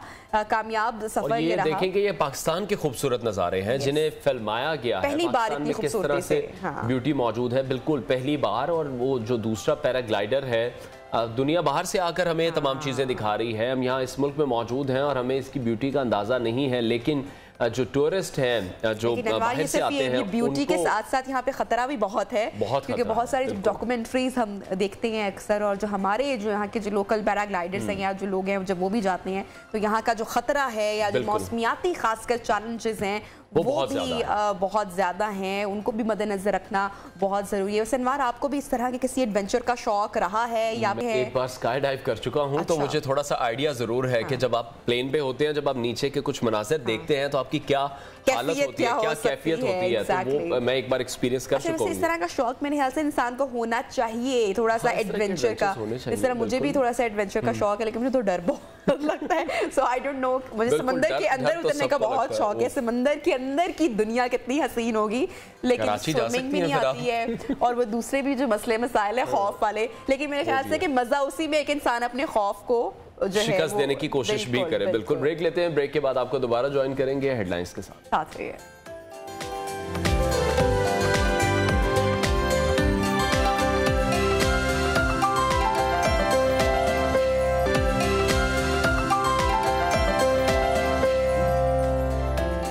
welcome back and good morning once again in Neo Pakistan. Programme में आपको खुशामदीद कहते हैं और मुल्क की जो मुआशी सूरत हाल है उसका इस वक्त जायज़ा ले लेते हैं। अच्छी खबर आपके साथ शेयर ये करेंगे कि जो चाइना है उसने पाकिस्तान की मदद के लिए नाजरीन जो ऐलान किया है, ये एक बड़ा ही खुश आइंद फैसला है चाइना की जानिब से। चाइना की जो दोस्ती है उसकी मिसालें भी हम हमेशा से सुनते हैं, लेकिन ज़ाती तौर पर पाकिस्तान को क्या करना है, हमारी जो माशी हिकमत अमली है वो हमें बेहतर करना होगी, वो हमें दुरुस्त करना होगी, बेहतर फैसले करने होंगे जिससे जो मैशत है वो दुरुस्त समत की तरफ जा सके। अभी तो हमें IMF की भी मदद की ज़रूरत है जो कि बर वक्त हो नहीं पा रही है उस तरीके से, और IMF हमारा अगर कहा जाए अनवार के सबर आजमा रहा है तो ये भी कहना गलत नहीं होगा। जो मुज़ाकरात हैं वो तो काफ़ी तवील हो चुके हैं, लेकिन अभी तक सॉफ्ट लेवल मुआहदे की खबर नहीं आई है। अलबत्ता IMF की नई शर्त सामने आई है जिसमें IMF की अब ये शर्त है कि जो ओपन मार्केट का रेट है उसके हिसाब से इंटरबैंक का रेट होगा तो ही ये मुआहदा हो सकेगा। तो इस हवाले से जो FPR नजरसानी शुदा रेवेन्यू इकट्ठा करने में भी नाकाम हुआ है, IMF उससे भी मुतमईन दिखाई नहीं दे रहा। तो अब पाकिस्तान ने ईमेल के जरिए IMF को पेशगी इकदाम से भी आगाह किया है। दूसरी तरफ अगर हम डॉलर की बात करें तो एक बार फिर से डॉलर ने डार को पछाड़ दिया। बिल्कुल, और 19 रुपए की जो लंबी छलांग लगाई है डॉलर ने, वजीर खजाना इसहाक डार ने फिर कहा है कि डिफॉल्ट की जो खबरें हैं जानबूझकर फैलाई जा रही हैं। अच्छा, मिफ्ता इस्माइल साहब भी मैदान में सामने आ गए, कुर्सी जाने के बाद उनको मजीद एहसास हो रहा है कि मुल्क के साथ खिलवाड़ हो रहा है। असल बात यह है कि मुआहिदा कब होगा और ये जो महंगाई है इसने जो रिकॉर्ड तोड़ा है इससे अवाम का क्या बनेगा। पूरे मामले पर बात करने के लिए हमारे साथ इस वक्त इन कॉन्वर्सेशन है डॉक्टर खाकिब, साबिक तर्जुमान वजारत खजाना। डॉक्टर साहब थैंक यू सो मच, आपने ज्वाइन किया इन प्रोग्राम। एक तो IMF के प्लान के हवाले से, शराइत के हवाले से भी बात करेंगे, लेकिन चाइना ने जो पाकिस्तान की मदद की है ये एक खुश आइंद फैसला है, क्या ये इनफ है और क्या कोई दूसरे दोस्त ममालिक से भी मदद की इस वक्त तवक्को है? बिस्मिल्लाहिर्रहमानिर्रहीम। आई एम रियली ग्लैड कि आपने चाइना का जिक्र किया। मैंने हमेशा कहा है कि पाकिस्तान की सबसे ज़्यादा जो मदद है, जो सबसे ज़्यादा पाकिस्तान की प्रोग्रेस में मदद है। जब हमारे पास बिजली नहीं थी तो सीपेक के मंसूबे लगे। China has always been the best friend Pakistan has ever had, और हमें इस बात को अपने जहन में कई दफ़ा दोहराना चाहिए। अब भी $700 मिलियन आज से 4 माह पहले आई थिंक चाइना वापस गया था, उसको उन्होंने रीफाइनेंस कर दिया। ये छोटी सी चीज़ है for a country like China, और याद रखिए कि ये कोई चाइनीज़ गवर्नमेंट का लोन नहीं है, ये एक कमर्शियल लोन है जो चाइना ने फाइनेंस किया है। पर इसके बाद चाइना ने जो बात की है वो आई थिंक इम्पॉर्टेंट है। उन्होंने अपने फॉरेन ऑफिस के थ्रू ये कहा कि हम चाहते हैं कि सब पाकिस्तान की इस वक्त जो मुआवनत है वो करें, चाहे वो मल्टीलैटरल एजेंसीज हों, चाहे वो ममालिक हों, ताकि पाकिस्तान को इस भंवर से निकाला जा सके। पर इसमें दूसरी बात जो आपने की उसमें भी कोई शक नहीं है, पाकिस्तान इस भंवर में अपनी गलतियों की वजह से है, both in the short term and in the long term. हम कोई भी वो फैसले, हम कोई भी वो काम ऐसे नहीं कर पाते जिनसे हम इस भंवर से परमानेंटली भी निकल सकें और शॉर्ट टर्म में भी निकल सकें। आपने IMF की बात रखी सामने, ये भी बिल्कुल दुरुस्त है। पाकिस्तान को नवंबर में एक स्टाफ लेवल एग्रीमेंट कर लेना चाहिए था। आज तक पाकिस्तान के हालात मुख्तलिफ होते। I feel very disturb to say कि मैं आपसे 3 मार्च को बात कर रहा हूं और मैं यही कह रहा हूं लेट्स होप कि स्टाफ लेवल एग्रीमेंट आने वाले दिनों में हो जाए ताकि फंड फ्लो जो है वो पाकिस्तान की तरफ शुरू हो। लेकिन डॉक्टर साहब आप किस तरह से देख रहे हैं जिस इकोनॉमिक क्राइसिस में पाकिस्तान इस वक्त मौजूद है, IMF उसका फायदा उठा रहा है क्योंकि हर शर्त पेशगी बनवाना चाहता है, या फिर इसकी कोई और रीजन है? अब IMF को ट्रस्ट नहीं रहा पाकिस्तान पर? तो देखिए, आपने बहुत अच्छा सवाल किया है। पाकिस्तान को इस वक्त तो कोई भी ट्रस्ट नहीं कर रहा, राइट? पाकिस्तान की जो गुडविल है, और ये लफ्ज मतलब हमें बारहा अपने ज़हन में बिठाना चाहिए कि जो गुडविल है वो चाइना को छोड़ के अगर आप बाकी सारे ममालिक को ले लें, आप IMF को ले लें, is on the lower side. और वो क्यों है? हमने कई दफ़ा इनहराफ किया IMF के एग्रीमेंट से, जो हमने उनसे पिछले 12-14 माह में किया था। हम अपने काम जो हैं, जो हमें करने हैं, वो हम नहीं करते। हम अपनी स्टेट ओन एंटरप्राइजेस को नहीं बेचते, हम अपने एग्रीकल्चर पर टैक्स नहीं लगाते, हम अपने वो सारे काम नहीं करते जो हमें करने हैं। अगर आप वो काम नहीं करेंगे, आप अगर इनडायरेक्ट टैक्सेशन पे ही भरोसा करेंगे, अगर आपका टैक्स टू GDP रेशियो 10% ही रहेगा, तो लोग आपको यही कहेंगे ना कि आप अपने काम भी खुद कीजिए। अब जब आप अपने काम नहीं करते तो वो आपको कहते हैं कि अच्छा, अगर आपने हमसे पैसे लेने हैं, 1.2 बिलियन IMF से लेना है, हमने चाइना से लेना है, सऊदीया से लेना है, UAE से लेना है, तो ये कह रहे हैं कि अच्छा जाइए आप ये काम कराइए। वो काम क्या है? आपने 2020 सितंबर से गैस की कीमत में रद्दोबदल नहीं किया। 1600 अरब रुपए का आपने सर्कुलर डेट खड़ा कर दिया। तो आपको यही कहेंगे ना वो लोग कि आप जाइए अपनी गैस की कीमतों को ठीक कीजिए, आप जाइए अपनी गैस की कीमतों को ठीक करने के अलावा एफिशिएंसी पैदा कीजिए, आप जाइए अपनी गैस की कंपनीज को बेचिए, आप जाइए अपनी गैस की कंपनीज की गवर्नेंस बेहतर कीजिए। इसमें कौन सी गलत बात है? हाँ, अब ये हुआ है कि चूंकि आपने कई अरसे से ये काम नहीं किए, पिछले 5, 8, 10 माह में स्पेशली नहीं किए, तो एब्रप्ट लग रहे हैं सारे चेंजेस। एब्रप्ट इसलिए लग रहे हैं कि जो हम्प है वो बहुत ऊंचा है, चाहे वो बिजली में हो, गैस में हो, या कल आपने 3% डॉक्टर फकान साहब, हमने देखा इमरान खान साहब के दौरे हुकूमत में जो टैक्स आया था उसके ऊपर बहुत सारी रिस्ट्रिक्शंस लगाई गई, सख्तियां की गई। अब मौजूदा हुकूमत भी, टैक्स तो हमने देखा है कि उसमें इजाफा हुआ है, लेकिन टैक्स चोरी भी बहुत ज़्यादा होती है। फिर शरह सूद में जो इजाफा है, मुल्क की मईशत पर क्या असरात पड़ेंगे अगर कोई प्रॉपर स्ट्रैटेजी नहीं हो पाएगी? पाकिस्तान जब तक ये डिसाइड नहीं करेगा कि हमने अपने टैक्स पर पाकिस्तान को चलाना है, तो ये मसला हल नहीं होगा। पाकिस्तान 10% अपने GDP का टैक्स में कलेक्ट करता है। पाकिस्तान को कम से कम इस वक्त 15% अपने GDP का कलेक्ट करना चाहिए इन टैक्सेशन। और कहाँ से करना चाहिए, इस पे हम सबको एज अ कॉम अग्री कर लेना चाहिए। Agriculture income tax, retail income tax, capital gains on property, urban property को टैक्स करना, प्रोग्रेसिव टैक्सेशन करना, ताकि हम वो बोझ जो इनडायरेक्ट टैक्सेशन का डाले हुए हैं आम आदमी पर, उसको उठा सकें। मतलब हमको अब तय तो करना चाहिए ना कि पूरे पाकिस्तान से आप 3 अरब रुपए का एग्रीकल्चर इनकम टैक्स कलेक्ट करते हैं, जबकि पूरे पाकिस्तान में बाकी सारे लोग मिलाकर 7,670 अरब रुपया टैक्स देंगे। Are we going to live like this? I don't think we want to live like this. I don't think कि हम ऐसी कौम है कि हम ऐसे जिएं।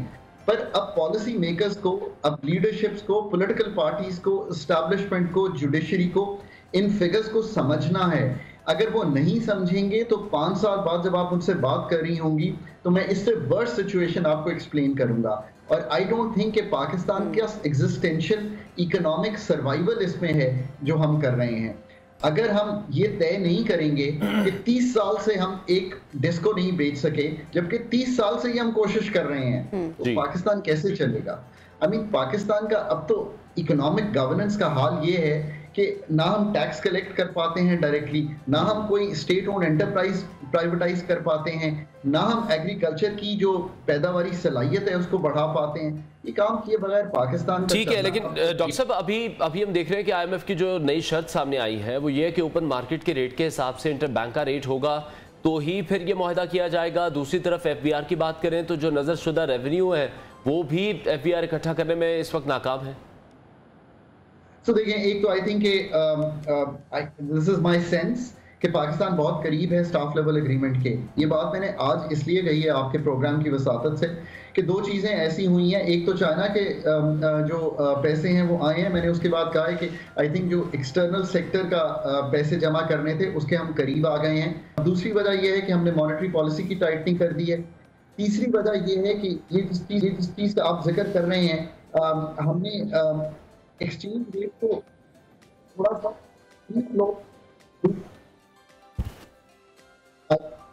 कंट्रोल ना करें, तो इस हद तक ये बात ठीक है। हमने इसको थोड़ा सा अब मार्केट पे छोड़ दिया। इस वक्त जब मैं आपसे बात कर रहा हूँ तो बल्कि एक्चुअली थोड़ी सी बेहतरी भी हुई है। कल एक बहुत ही नॉर्मल था। अब आवाज़ अब तक पहुंच पा रही है डॉक्टर खाकान जी? अगर आप सुन पा रहे हैं तो मैं ये जानना चाह रही हूँ कि मजीद जो हमने जिन भी हम फैक्ट्स आपने शेयर किए उस पर मजीद सितम ज़रीफ़ी ये है कि जो मार्केट में महंगाई है वो महंगाई की शरह से भी ज़्यादा है, यानी कि जो दुकानदार है वो महंगाई तो मजीद बढ़ा देते हैं, उस पर इजाफा कर देते हैं, हुकूमत उसको कंट्रोल नहीं कर पाती है। की बात दुरुस्त है, पाकिस्तान में महंगाई की बहुत सी वजूहात हैं। इसकी एक कलीदी वजह जो है वो ये है कि पाकिस्तान की सप्लाई साइड बहुत वीक हुई फ्लड्स के बाद। पाकिस्तान ने जो इंपोर्ट करना था वो भी हम ना कर पाए उस लेवल पे, बिकॉज हमारे पास डॉलर्स नहीं थे। जो इंपोर्टेड गुड्स आए वो भी हमारे एक बहुत गिरे हुए रुपए की कीमत पर आए, तो उससे महंगाई बढ़ी। और आखिरी बात जो आपने की है, ज़ख़ीरा अंदोज़ी और स्मगलिंग, ये दोनों ऐसी चीज़ें हैं जो एडमिनिस्ट्रेटिव कंट्रोल में हमें ठीक करनी है। अगर इन सब चीज़ों को करेंगे तो महंगाई कम होगी। पर मैं ये कहता चला जा रहा हूँ बहुत अरसे से लोगों को कि अपना घर ठीक कीजिए, अपना तर्ज अमल ठीक कीजिए, अपने तर्ज ज़िंदगी को बदलिए। ये महंगाई अभी हाइक नहीं, आपको ही अपने घर को ठीक करना है, तो तब आप इस महंगाई पे गुजारा कर सकेंगे। कम चीज़ इस्तेमाल करें, कम पेट्रोल इस्तेमाल, अगर ये सब काम करेंगे तो शायद आप इसको राइड आउट कर सकेंगे चैलेंज को, जो अगले 6 महीने मेरा ख्याल है एटलीस्ट रहेगा। ठीक है डॉक्टर साहब, अभी जो इकोनॉमिक क्राइसिस हम देख रहे हैं उसमें आप क्या समझते हैं, कितना किरदार अदा कर रही है हमारी जो सियासी बेयकीनी है? क्योंकि जो भी जमात मुश्किल फैसले करेगी उसके लिए इलेक्शन जीतना तो नामुमकिन होगा। ये बात आपकी बिल्कुल दुरुस्त है। जो पॉलिटिकल अनसर्टेनिटी है मुल्क में, वो मुश्किल फैसले करने की सकत जो है वो कोई भी इनकम्बेंट गवर्नमेंट होती उसमें वो सकत पैदा नहीं हो सकती। अनपॉपुलर या टॉक्सिक पॉलिटिकली फैसले करने एट अ टाइम जबकि इलेक्शंस जो हैं वो अगले चंद माह में दिखाई दे रहे हों, वो एक मुश्किल काम है। पर मैं ये कहता हूँ कि इस वक्त सब पॉलिटिकल लीडर्स को मैच्योरली एक्ट करना चाहिए, और ये मैच्योर लोग हैं। मैंने इनके साथ काम किया है, मैंने इन सब के साथ काम किया है। ये मैच्योर लोग हैं, इनको ये समझना चाहिए कि क्राइसिस का लेवल पाकिस्तान जो आज फेस कर रहा है शायद पाकिस्तान ने पहले कभी फेस नहीं किया। इंटरनेशनल सिचुएशन भी बहुत डिफिकल्ट है, फ्लड्स का भी बहुत बड़ा इफेक्ट है। सो वो करोड़ों में लोग ऐसे हैं जो इस वक्त आपकी मदद मांग रहे हैं। सो थोड़ा सा रियलाइज करें, पॉलिटिकल सर्टेनिटी की तरफ जाएं, ये तय करें कि इलेक्शंस कब होने हैं, ये तय करें कि ट्रांजिशन कैसे होगी, ये तय करें कि आने वाले सालों में हम क्या कलीदी इक़दाम उठाएंगे। अगर ये नहीं करेंगे तो आपको तो शायद कम तकलीफ होगी, अशरफिया को तो शायद कम तकलीफ होगी, टॉप 5% तो शायद गुजारा कर लेंगे। पर वो लोग जो 95% इस मुल्क में डे टू डे वेजेस पे गुजारा करते हैं, जो अपनी मंथली वेजेस पे गुजारा करते हैं, जिनकी एक फिक्स्ड इनकम है, उनको अगर 47% food inflation, 47% food inflation hit करेगी, तो जिंदगी उनके लिए ऑफ कोर्स बहुत मुश्किल है। सो अभी हमें मिनहासुल कौम ये फैसला करना है कि क्या हम एक गिविंग कौम की तरह चलेंगे या हम उसी कौम की तरह चलेंगे कि हम एक्सट्रैक्ट करते रहें और इस मुल्क चलाते रहें। आई डोंट थिंक कि मुल्क मुतहम्मिल हो सकता है इस तरह चलने का इन द फ्यूचर।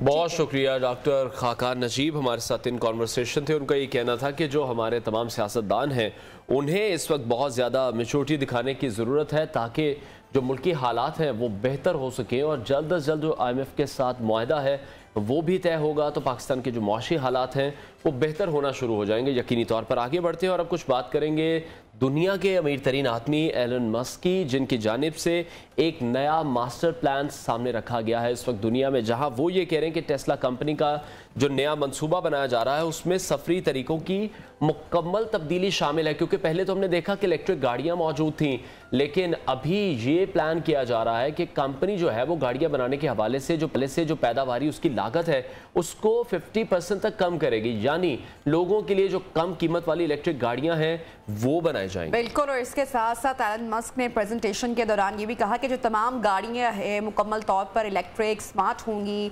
उन्होंने कहा कि सरमायाकारों के सामने इलेक्ट्रिक कश्तियां और हवाई जहाज़ों का भी जिक्र करते हुए कहा कि ये एक नया आगाज उन्होंने करार दिया इसको। उन्होंने कहा कि बैटरी पर देर तक चलने वाले जो हवाई जहाज़ हैं कश्तियों के लिए उन्हें दोबारा डिज़ाइन करने की ज़रूरत नहीं है। उन्होंने ये भी दावा किया कि बैटरियों की जो तवानाई है उसकी ताकत को बेहतर होने से फ़र्क महसूस होगा कि रॉकेट के अलावा तमाम जो सफरी ज़राए हैं वो मुकम्मल तौर पर इलेक्ट्रिक हो जाएंगे। बिल्कुल, और यानी अब जो दुनिया है वो इलेक्ट्रिक कारों के अलावा इलेक्ट्रिक जहाज़ों और कश्तियों में भी जल्द सफ़र का आगाज़ करेगी, तो एक बहुत बड़ी डेवलपमेंट हो सकती है नबिया।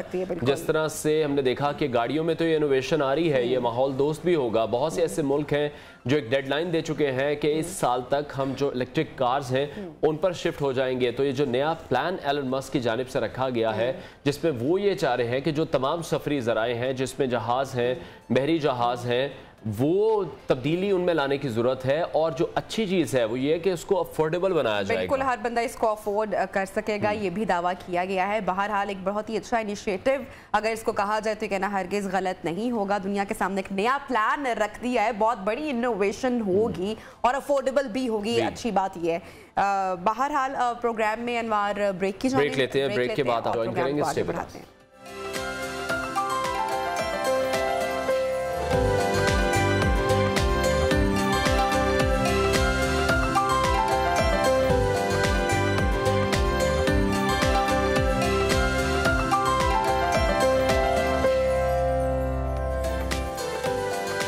Welcome back and good morning once again in Neo Pakistan.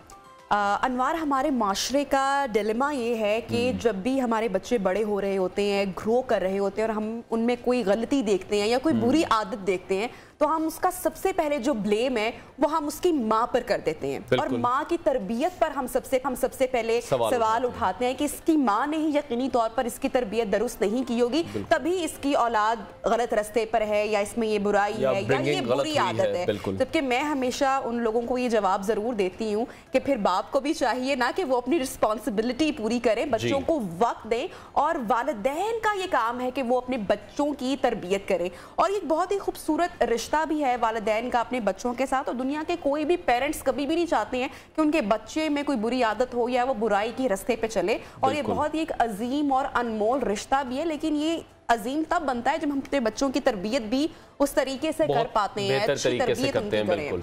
और जिस तरह से नबिया आप बता रही हैं, ऐसे ये दुनिया जो है वो रिश्ते नातों का नाम है। इंसान रिश्तों में बंधे हुए हैं और हर इंसान के इर्द गिर्द ये तमाम रिश्ते मौजूद हैं। और सबसे जो ज़्यादा इम्पोर्टेंस है यकीनी तौर पर वो एक माँ की ही है, क्योंकि माएँ ही अपने बच्चों के साथ ज़्यादा वक्त गुजारती हैं। जो अगर हम बाप की बात करें तो अपने कामों में भी मसरूफ है, ज़्यादा रिस्पॉन्सिबिलिटी माओं पर ही है, तो एक्सपेक्ट भी उन्हीं से किया जाता है ज़्यादातर।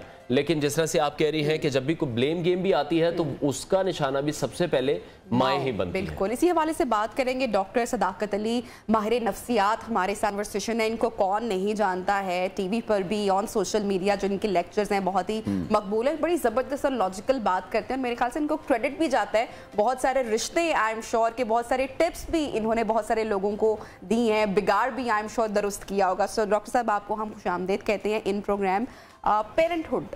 एक आसान चीज़ नहीं है। दुनिया का कोई भी माँ बाप कभी भी नहीं चाहता कि उसका बच्चा जो है वो गलत रास्ते पे चले, लेकिन फिर भी ना चाहते हुए भी समटाइम अनइंटेंशनली हम कुछ गलतियाँ कर रहे होते हैं। बेहतरीन परवरिश हम अपनी औलाद की कैसे कर सकते हैं? देखिए, मुझे जैसा आप जानते हैं को 45 साल हो गए हैं कि नशे के मरीज़ों के इलाज में मैं हूँ, और अमूमन बिगड़े बच्चे मेरे पास आते हैं। तो कोई 25 साल पहले मुझे ख्याल आया कि कोई ऐसा ढांचा तरतीब देना चाहिए कि बच्चे बिगड़े ही ना, वालिदैन उनको बिगड़ने से पहले ही सीधे रास्ते पे डाल लें। क्योंकि जब बच्चों का मूड और मिजाज ख़राब होता है, वालिदैन से ताल्लुकात बन नहीं पाते और स्कूल में भी वो परेशानी के आलम में होते हैं, तो फिर उनका रुझान सिगरेट, चरस या ड्रग्स की तरफ हो जाता है। तो 25 साल पहले मैंने फिर ये कोई ढांचा तरतीब देना शुरू किया, और अब आके वो एक किताब है अनमोल माँ और अनमोल बाप। तो इसमें बड़े सादा से तरीके, ऐसे तरीके जो 2-3 दिन में आपको लगे कि आपने उस पर अमल किया और फ़ायदा भी हो गया। क्योंकि जो बातें एम्बिगुअस होती हैं, वाज़ेह नहीं होती, मोमिल होती हैं, तो वो बंदा पढ़ के तो भूल जाता है। तो इसमें कोई एक मेथड्स हैं, इनको हम अपनी ज़ुबान में क्लिनिकल मेथड्स कहते हैं। तो ये जो बच्चों की तरबियत है, ये अब कोई कॉमन सेंस का काम नहीं रहा, ये बहुत स्पेशलाइज्ड थेराप्यूटिक काम है। बिल्कुल 100 साल पहले, 200 साल पहले जब ज़िंदगी बहुत आहिस्ता चलती थी और एक नस्ल और दूसरी नस्ल में कोई ख़ास फ़र्क नहीं होता था, तो कॉमन सेंस के तरीके चलते थे। अब पिछली जनरेशन और आज की जनरेशन में ज़मीन आसमान का फ़र्क है। तो जिन तरीक़ों से हमारी परवरिश हुई थी वो तरीके अब कामयाब नहीं है। हमें नए तरीकों की तरफ जाने की ज़रूरत है, और उसका एक स्ट्रक्चर होता है और बड़ा आसान सा होता है, जिसमें पहला नज़रिया ये है कि वालिदैन अपने बच्चों को अच्छी फीलिंग देते रहे, बुरी फीलिंग ना दें, और जब भी बुरी फीलिंग दें तो उसको जल्दी से अनडू भी कर दें। ठीक है। अगर वो गिला शिकवा करते हैं बच्चों से, या सरजनिश करते हैं, या किसी रंज का इजहार करते हैं, तो उनके चेहरे की तरफ देखते रहे। जब बच्चों के चेहरे पे मलाल और गम और ख़राब मूड के आसार नज़र आए, तो एक जज्बाती यू टर्न लें और फौरी तौर पर उनके मूड और मिजाज को अच्छा बना दें। और उसमें सिर्फ ये कहना काफ़ी है कि जो गलती आप निशानदही जिसकी कर रहे हैं, उसके अलावा आपको उनसे कोई ढेर सारे शिकवे नहीं है। शिकायत करना एक बात है, नुक्ताचीनी एक और बात है। तो अगर हम किसी बच्चे से कहते हैं कि इस एक बात के अलावा अभी मुझे आपसे कोई और शिकवा नहीं है, और आप मेरा कीमती असासा हैं, और मेरा आपसे जो रिश्ता है वो एक अनमोल रिश्ता है और हमेशा के लिए है। क्योंकि बच्चों को ये बड़ा ख्याल आता है कि अगर माँ बाप हमसे नाराज़ हैं तो कहीं हमें छोड़ तो नहीं देंगे, कहीं अबैंडन तो नहीं कर देंगे, या प्यार करना तो नहीं छोड़ देंगे। तो बच्चों को वो तजदीद मोहब्बत वालिदैन की तरफ से रोज़ चाहिए होती है। अब आप देखिए, अगर मिसाल के तौर पर जो सेलिब्रिटीज़ हैं जिन्हें लोग एडवर्टाइजमेंट में डालते हैं और लोग उनका कहा मानते हैं, प्रोडक्ट्स खरीदते हैं, तो उनसे तो कभी उनकी मुलाकात भी नहीं हुई होती, लेकिन हर वो सेलिब्रिटी जो एडवर्टाइजमेंट में आता है उसने हज़ारों लाखों लोगों को सैकड़ों बार अच्छी फीलिंग्स दी होती है, चाहे वो करेक्टर हो या फिल्म स्टार हो या कोई भी हो, और लोग उनका बहुत कहा मानते हैं। लेकिन वालिदैन जिन्होंने इतनी कुर्बानियाँ दी होती हैं, इतनी उनके साथ मोहब्बत और मेहनत की होती है, बच्चे टीनेज को पहुंचते पहुंचते बिल्कुल उनकी बात नहीं मानते, क्योंकि बुरी फीलिंग अक्सर बच्चे होते हैं या मिजाज जिनके थोड़े से, माएँ फिर ये कहती हैं कि नहीं इनको तो प्यार से बात समझो, फिर बच्चे कहते हैं कि फ़ायदा भी उठाते हैं उस रवैये का। तो फिर क्या ऐसे बच्चों को थोड़ा सा डिफरेंटली ट्रीट करना पड़ता है? एक स्ट्रक्चर है, जैसे मैंने बात की कि क्लिनिकल मेथड्स है। बच्चों के साथ हमारा जो इंटरेक्शन है बुनियादी तौर पर उसे 3 हिस्सों में तकसीम किया जा सकता है। एक ये कि हम उन्हें किसी काम के करने के लिए कहते हैं या कोई किसी काम से मना करते हैं, इसको हम गोल सेटिंग कहते हैं। और इस पे हमें उनके साथ तसल्ली से बातचीत वक्त से पहले करनी चाहिए कि हम उनसे क्या तवक्को रखते हैं, और उसे बाकायदा गोल सेटिंग का नाम आप दे सकते हैं कि आप बच्चों से बात करते हैं और जब तक बातचीत जारी आप रखते हैं ताकि आपका एग्रीमेंट हो जाए, तो इसको गोल सेटिंग कहते हैं, जो कि उस वक्त नहीं करनी चाहिए जब उनसे कोई कोताही हुई है। ये पहले से करनी चाहिए, प्रोएक्टिवली करनी चाहिए। लेकिन डॉक्टर साहब, अभी जिस तरह आजकल के दौर में हम देख रहे हैं, फ़ोन्स का दौर है, हम सोशल मीडिया पर इतने मसरूफ़ होते हैं, बच्चों को उस तरह से टाइम नहीं देते हैं, और बच्चे फिर हमसे चीज़ें डिस्कस नहीं कर रहे, बच्चे हमसे बात नहीं कर रहे, तो ये एक दूरी भी बन चुकी है माँ बाप के दरमियान, बच्चों के दरमियान। ये आज की जो टेक्नोलॉजी है ये भी एक वजह बन चुकी है। असल में वालिदैन को बच्चों की परवरिश या तरबियत करना नहीं आता तो वो बहुत सा वक्त इसमें ज़ाया होता है। अगर एक दफ़ा वालिदैन ये सारी टेक्निक सीख लें और अनमोल वालिदैन बन जाएं तो फिर वक्त बहुत कम खर्च होगा। जब हमें कोई काम करना आता है तो वो हम फटाफट कर लेते हैं, लेकिन जब हमें कोई काम करना ही नहीं आता तो फिर हमें बहुत देर लगती है, बहुत कोफ्त होती है और आखिर में काम भी बिगड़ जाता है। तो उसमें जब हम गोल सेटिंग करते हैं तो अगला स्टेप ये है कि जब बच्चे हमारे कहे के मुताबिक वो काम करते हैं तो हम इस बात को नज़रअंदाज ना करें, फिर हम उनसे मिले और उनको शाबाश दें और थोड़ी सी लव बॉम्बिंग करें, थोड़ा गले से लगाएं, प्यार करें मूंछों में और उन्हें बताएं कि वो हमें कितने अजीज़ हैं और उन्होंने जो काम किया है उससे हमें कितनी खुशी हुई है। तो ये है जिसे हम अनमोल शाबाश कहते हैं। अच्छा, फिर कभी बच्चे कोताही करते हैं, जो काम उन्होंने कहा था कि हम करेंगे तो बाद में पता चलता है कि उन्होंने तो कुछ और किया है और वो काम तो किया ही कोई नहीं। तो फिर हम उनसे नज़र-ए-सानी की अपील करते हैं, जिसके दो हिस्से हैं। पहला हिस्सा ये है कि आप उन्हें बताते हैं कि एग्जैक्टली उन्होंने क्या गलत किया है और उससे आपके जज्बात क्या हैं, आपको दुख हुआ है, आपको रंज हुआ है या आप बहुत गुस्से से फट रहे हैं। आप बातों में उनको बताएं कि आपकी कैफियत क्या है और जब आप देखें कि उनके चेहरे पे परेशानी आ गई है और मलाल आ गया है तो फिर चुप कर जाएं। 5-6 सेकंड के लिए चुप करने के बाद आप उन्हें बताते हैं कि इस एक बात के अलावा आज आपसे कोई शिकायत नहीं है और इस एक बात के अलावा आपसे जो रिश्ता है वो बहुत पक्का है, आप मेरा सरमाया हैं, आपके साथ मेरा रिश्ता हमेशा के लिए है और फिर आप उन्हें आहिस्ता से गले लगा के प्यार कर लें। मेरे लिए तो being a mother it's a nightmare के जब बच्चे बड़े हो रहे होते हैं, अभी तो खैर बच्चे बहुत छोटे हैं, लेकिन एक टाइम ऐसा आता है, हमने अपनी सराउंडिंग्स में देखा कि जो टीन एज होती है उसमें बच्चे अपने हर फैसले खुद करना चाहते हैं, उनके हार्मोनल चेंजेस भी आ रहे होते हैं, तो पेरेंट्स समटाइम रिस्ट्रिक्शंस भी आयद कर रहे होते हैं, दो लोग एक दूसरे को अंडरस्टैंड नहीं कर पाते और वो एक लव एंड हेट रिलेशनशिप बन जाता है कि जब बच्चे अपने वालिदैन से ही नफरत करने लगते हैं। एक तो सवाल ये कि तब अब वालिदैन बच्चों को किस तरीके से ट्रीट करें। सेकेंडली ये कि जो गैजेट्स का इस्तेमाल है, जो एग्रेसिव गेम्स बच्चे खेलते हैं, और रिसेंटली गुजरांवाला में भी इंसिडेंट आया जहाँ पर एक बच्चे ने अपनी माँ को ही गोली मार दी, कत्ल कर दिया। क्या करना चाहिए? एक तो रवायती तरीका जो है हमें अपने ज़हन से खुरच के निकाल देना चाहिए कि हमें अपनी बात मनवाने के लिए मूड ख़राब करना, मिजाज ख़राब करना या माहौल ख़राब करना ज़रूरी है। ये बात बिल्कुल गलत है। ये जहालत के ज़माने की बातें हैं जब लोग अपनी बात मनवाने के लिए इस तरह के हरबे इस्तेमाल करते थे। आजकल के ज़माने में मूड और मिजाज का तहफ़्फ़ुज़ करते हुए बातचीत करनी चाहिए और याद रखें जब भी आपका किसी से इख्तलाफ होगा तो एक मीटिंग में आपका मकसद हासिल नहीं होगा, तो आप कम से कम 5 मीटिंग्स प्लान करें और एक मीटिंग को जब आप शुरू करते हैं तो उसका जो स्टार्टिंग टाइम है उसके साथ साथ उसका एंडिंग टाइम भी आप ज़रूर तय करते हैं। ऐसी कोई मीटिंग जो शुरू तो होती है और फिर आप उसे चलाए रखते हैं इस नज़रिए से या इस सोच से कि जब मसला हल होगा तो ये मीटिंग ख़त्म होगी, तो ये मीटिंग एक डिज़ास्टर होगा। तो आप तय कर लेते हैं कि 45 मिनट्स बात करेंगे या 5 मिनट बात करेंगे और फिर पहले से मंसूबे के मुताबिक चाहे आप किसी नतीजे पे ना पहुंचे तो आप अगला वक्त मुकर्रर करके। लेकिन आप क्या समझते हैं, जिस तरह से एक टॉपिक आपने एक बनाया अनमोल माँ या अनमोल बाप, इसका कॉन्सेप्ट उसके बनने में कितना वक्त दरकार है माँ बाप को भी, क्योंकि जिस तरह से आप ये कह रहे हैं कि अब दौर बहुत तब्दील हो चुका है, तो अब जो माँ बाप हैं उन्हें भी नए दौर के मुताबिक ही सीखने की ज़रूरत है। देखिए इसमें जो की वर्ड है ना वो अनमोल है जी। अनमोल का मतलब है जिस चीज़ का कोई मोल नहीं होता, जो चीज़ बाजार से नहीं मिलती और जिस चीज़ को महंगाई इफेक्ट नहीं करती। तो ये एक फीलिंग है और इंसानों की फीलिंग्स के बारे में दुनिया में तमाम साइंटिफिक काम पिछले 40-50 साल में हुआ है। ये कोई अगर आप 100 साल पहले कोई ऐसी किताब ढूंढना चाहते जो इंसानों की फीलिंग्स और जज्बात के बारे में फिक्रमंदी का इजहार करती तो ऐसा नहीं था। कीड़ों मकोड़ों के बारे में किताबें 150 साल पहले भी बहुत ज़्यादा थी। तो एक तो ये अनमोल का जो कॉन्सेप्ट है इसका मतलब है नंबर 1 आपने किसी को बुरी फीलिंग नहीं देनी। नंबर 2 अगर आपने किसी को बुरी फीलिंग दी है तो उसको अनडू कर दे। यानी उसी नशिस्त में जब आप बातचीत शुरू करते हैं तो आप एक दूसरे से जुदा ना हो, चाहे आप किसी भी रिश्ते में हो, उस वक्त तक जब तक कि आप वो ताज़ा डैमेज जो आपने किया है उसको अनडू ना कर दें, क्योंकि ये आसान तरीन है। क्योंकि नेक्स्ट डे पे अगर आप छोड़ेंगे तो रंज बहुत सा जमा हो जाएगा और शायद आप फिर कई दिन आपस में मुलाकात करने से इज्तनाब करें।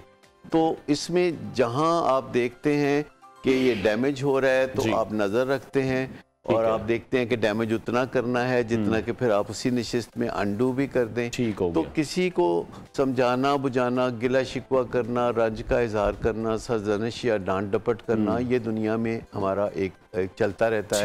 लेकिन एक तो इसको मुख्तसर रखें, 1 मिनट के अंदर अंदर कोई बंदा बात जब सुनता है तो उस पर मुस्बत असर होता है। लेकिन अगर आप 10 मिनट 15 मिनट किसी की बैशिंग करेंगे तो वो बेअसर होते होते काउंटर प्रोडक्टिव हो जाएगा। ठीक हो गया। बहुत शुक्रिया डॉक्टर सदाकत अली हमारे साथ इन कॉन्वर्सेशन थे। ब्रेक लेंगे, ब्रेक के बाद आपको दोबारा ज्वाइन करेंगे। स्टे विद अस।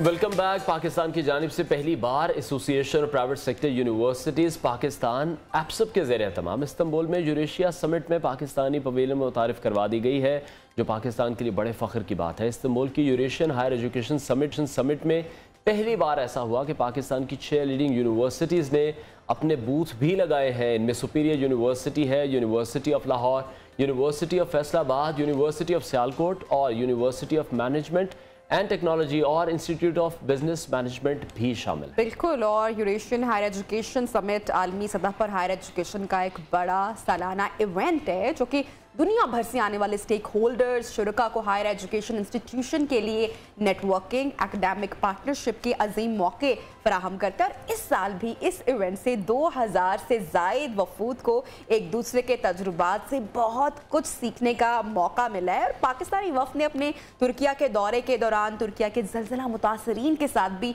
मुकम्मल यकजहती का किया। बिल्कुल, वफ़द ने तुर्किया की लीडिंग यूनिवर्सिटीज़ का भी दौरा किया और इस मौके पर मुख्तलिफ मुआहदे भी हुए हैं। इस Euro Asia higher education conference के दूसरे रोज़ क्या कुछ हुआ, ये देखते हैं इब्राहिम लकी की खुसूसी रिपोर्ट में।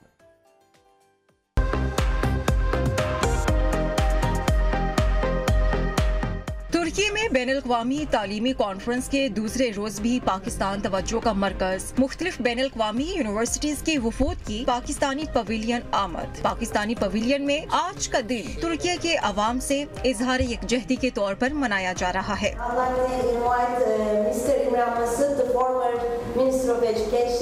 आइडन यूनिवर्सिटी यूरोस के सदर डॉक्टर मुस्तफ़ा आइडन ने भी पाकिस्तानी पवेलियन का दौरा किया। डॉक्टर मुस्तफ़ा आइडन ने चेयरमैन एप्सप प्रोफेसर डॉक्टर चौधरी अब्दुल रहमान से मुलाकात की और पाकिस्तानी वफ़द की कारकर्दगी को खूब सराहा। प्रोफेसर डॉक्टर चौधरी अब्दुल रहमान ने इस मौके पर कहा कि हम तुर्की के ज़लज़ला ज़दगान और अवाम के दुख में बराबर के शरीक हैं।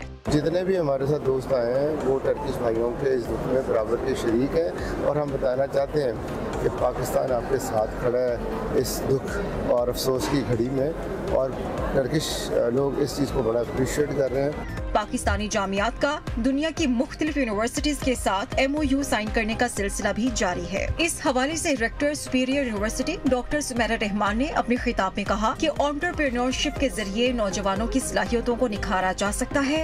It was based on the very experiential learning approach. So while students spend 3 years in university, they have to go through project-based learning. So every year their skill set is mapped by analyzing whether this skill set match with the industry requirement or not. तुर्की में बैनुल-अक़वामी तालीमी conference के पहले रोज भी पाकिस्तान का नाम गूंजता रहा। एप्सप वफ़द के अरकान ने कॉन्फ्रेंस से खिताब भी किया। I am very proud to be part of this wonderful delegation of Pakistani institution which represents Pakistan's excellence. Superior university की यूरो एशिया में शिरकत के कुछ मनाजिर आपने देखे और इसके साथ साथ ही प्रोफेसर चौधरी अब्दुल रहमान साहब की एक अहम मुलाकात भी हुई है। वैसे तो उनकी अहम शख्सियात से मुलाकात का सिलसिला जारी है इन तुर्किया, लेकिन यूरोपीय यूनिवर्सिटी एसोसिएशन के सदर माइकल मर्फी से भी उनकी रिसेंटली हालिया मुलाकात हुई है। इब्राहिम लकी की अगेन रिपोर्ट आपके साथ शेयर करते हैं इस हवाले से।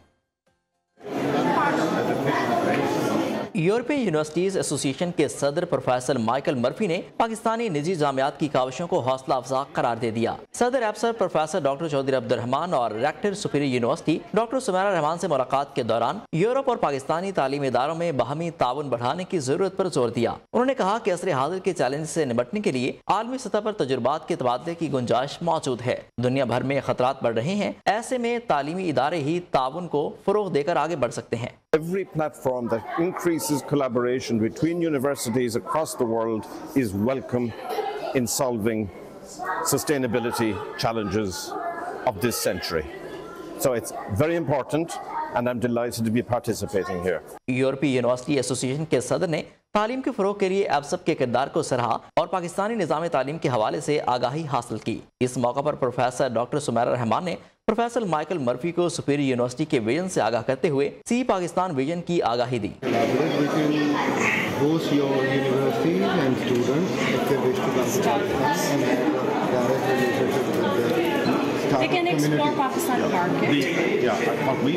मुलाकात के दौरान यूरोपीय यूनिवर्सिटीज एसोसिएशन के सदर को सी पाकिस्तान बुकलेट का तोहफा भी पेश किया गया और दौरा पाकिस्तान की दावत दी गई। यूरो एशिया कॉन्फ्रेंस का ये आखिरी दिन है आज और तीसरा दिन है जब ये कॉन्फ्रेंस इस वक्त तुर्किया में जारी है। और जो पाकिस्तानी पवेलियन की अगर हम नबिया बात करें तो बहुत ज़्यादा लोगों का वहाँ पर रश भी मौजूद है, क्योंकि ऐसा पहली बार हुआ है कि किसी भी इंटरनेशनल स्टेज पर जो पाकिस्तानी हायर एजुकेशन है उस पर बात की जा रही है, उसको प्रमोट किया जा रहा है। प्रोग्राम में आगे बढ़ते हैं और कुछ बात करेंगे दुनिया भर में अगर सेलिब्रिटीज़ की हम बात करें तो हमें उनके हम शक्ल मिल ही जाते हैं, और अगर जो शक्ल है वो हुलिया भी, जो हम शक्ल है वो अपना हुलिया भी वैसा ही बना लें जैसा कि वो सेलिब्रिटीज़ का होता है तो फिर तो कमाल ही हो जाता है।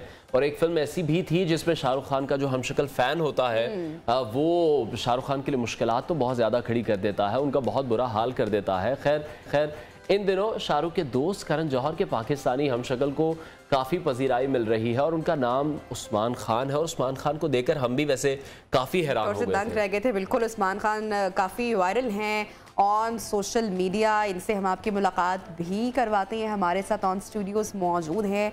अच्छा जी, उस्मान खान साहब वैसे एक भी हैं और इंटरेस्टिंग बात यह कि he is a Chinese vlogger, तो उनकी इस एक्टिविटी के बारे में भी हम जानेंगे। लेकिन सबसे पहले जो ये इनकी लाजवाब किस्म की जो रिजेम्बलेंस है इस, आपने तो हमें भी जनाब लाजवाब कर दी है। अस्सलाम वालेकुम, कैसे हैं आप दोनों? ठीक हैं, thank you very much for inviting me in your show. आपकी आवाज़ भी वैसे करण जौहर से मिलती है। अक्सर लोग मुझे कहते हैं कि आपकी आवाज़ भी मिलती है, ये बस मुझे नहीं पता मेरी आवाज़ भी मिलती है। शेड्स का आपने इस्तेमाल किया हुआ है, हेयर स्टाइल आपका जैसा है। हेयर स्टाइल भी मेरा अपना है, ड्रेसिंग भी मेरी अपनी है, चाइना से इंपोर्ट की है। ठीक है।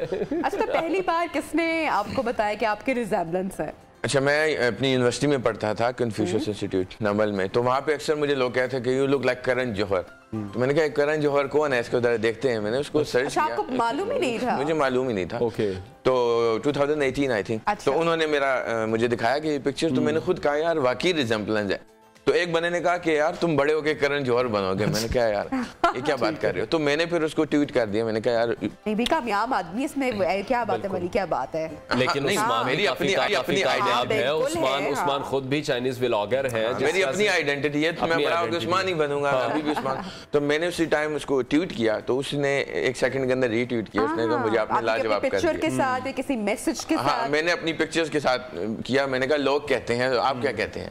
लोग कहते हैं मैं करण की तरह दिखता हूँ, तो आप क्या कहते हैं? तो उन्होंने कहा कि यार तुमने मुझे लाजवाब कर दिया। Very good. तो रिस्पॉन्स उसके बाद जो Indian media, Pakistani media, international media, ठीक है, उसी टाइम जो है ना, 2018-19 से ही ये चलता आ रहा है। 2018 में उस टाइम भी मुझे काफी कॉल्स आई, 19 में भी, हर साल एक खबर जो है ना। ट्वीट भी हम दिखा रहे हैं स्क्रीन पर, जो आपने ट्वीट किया और फिर करण ने उस पर रिप्लाई भी किया है, रिस्पॉन्ड किया कि आपने लाजवाब। इसके बाद करण ने फिर वो छोड़ ही दिया, ट्विटर ही छोड़ दिया। हाँ, ठीक है। तो नहीं, तो उस्मान कोई इस तरह की लुक मेंटेन कर रहे हैं या आप पहले से ही इसी स्टाइल में रहते थे? मैं इसी स्टाइल में रहता हूँ, मेरा अपना एक अंदाज है। अब ये जो है फोटो, लेकिन काफी मिल रहा है, बात करने का अंदाज भी बहुत ज्यादा। अभी तो मुझे ऑफर्स भी आ रही है कि यार अब अपना शो शुरू कर दें। मैंने कहा था coffee with Usman, lassi with Usman, क्योंकि अभी गर्मी आगे आ रही है, तो वैसे भी क्या कोई प्लान है वैसे? ऐसा है प्लान, है, स्टूडियो है, अपना स्टूडियो है वहाँ पे इस्लामाबाद में। चाइनीज शो करेंगे वहाँ पे या मतलब के सब मिक्स कर सकते हैं। किसी चैनल के लिए करेंगे या डिजिटल शो करेंगे?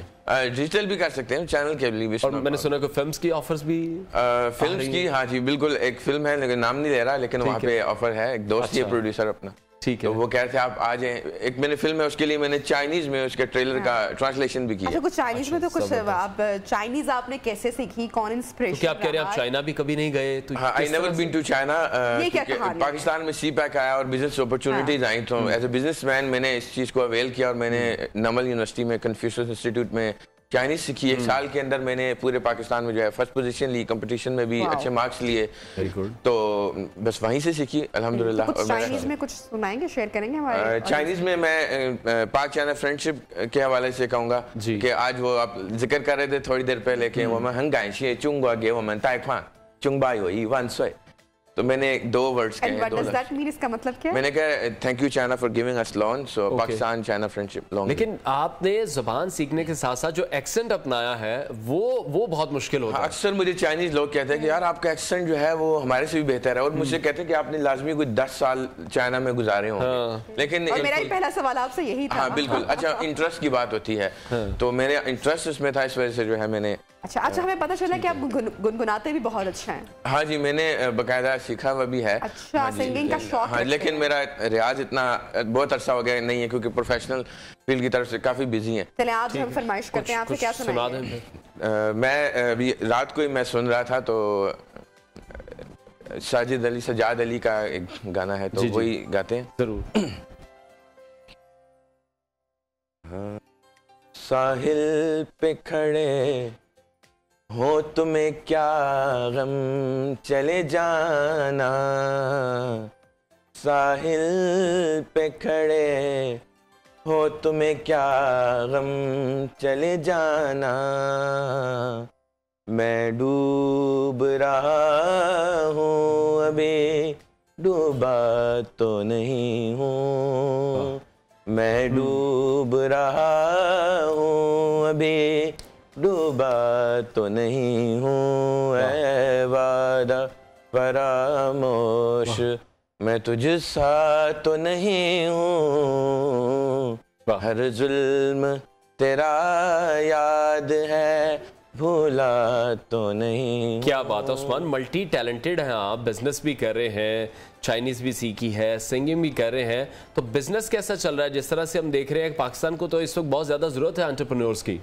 अच्छा, बिजनेस भी अल्हम्दुलिल्लाह अच्छा चल रहा है पाकिस्तान में, हम अच्छी चीजें। अच्छा, मैं पाकिस्तान की प्रोडक्ट चाहे वो चाइना में जो है प्रमोट कर रहा हूँ, ठीक है, और चाइनीज प्रोडक्ट पाकिस्तान, जैसे मैंने ये सूट पहना ये भी मैंने चाइना से मंगवाया। मेरी सारी चीजें चाइना की प्रमोशन इतनी करें, लेकिन चाइना में पाकिस्तान की भी आपको इतनी करनी चाहिए। पाकिस्तानी मैंगोज जो है, और क्या प्लान है? गाना भी गा लेते हैं, चाइनीज भी बोल लेते हैं, रिजेम्बलेंस भी आपकी अभी ऐसे लेडीज के हवाले से और जेंट्स के हवाले से भी एस्थेटिक्स जो चीजें हैं पाकिस्तान में, उनको पाकिस्तान में जरा चीप करना है और ज्यादा से ज्यादा जो है ना आप लोगों को ब्यूटीफुल बनाना है, तो एस्थेटिक्स का मेरा उस पर काम हो रहा है। ठीक है, तो पाकिस्तान की कौन सी ऐसी प्रोडक्ट्स हैं, क्योंकि पाकिस्तान को बहुत ज्यादा जरूरत है एक्सपोर्ट की इस वक्त? बिल्कुल। अच्छा, क्या लगता है कौन सी ऐसी फील्ड है जिसमें हम बहुत ज्यादा काम कर सकते हैं? पाकिस्तानी ई कॉमर्स पे बहुत ज्यादा अच्छा काम कर सकते हैं, क्योंकि चाइना ई कॉमर्स में बहुत ज्यादा आगे है। इसके अलावा पाकिस्तानी मैंगो जो है जब उनका सीजन आता है तो चाइना में बहुत ज्यादा उसको वेलकम किया जाता है। पाकिस्तानी फ्रूट्स और डिफरेंट पाकिस्तानी क्लॉथ्स और डिफरेंट चीजें, पाकिस्तान की प्रोडक्ट्स बहुत अच्छी है, दुनिया में उनकी पजीराई होती है। और सबसे ज्यादा जो नमक है पाकिस्तान का, पिंक सॉल्ट,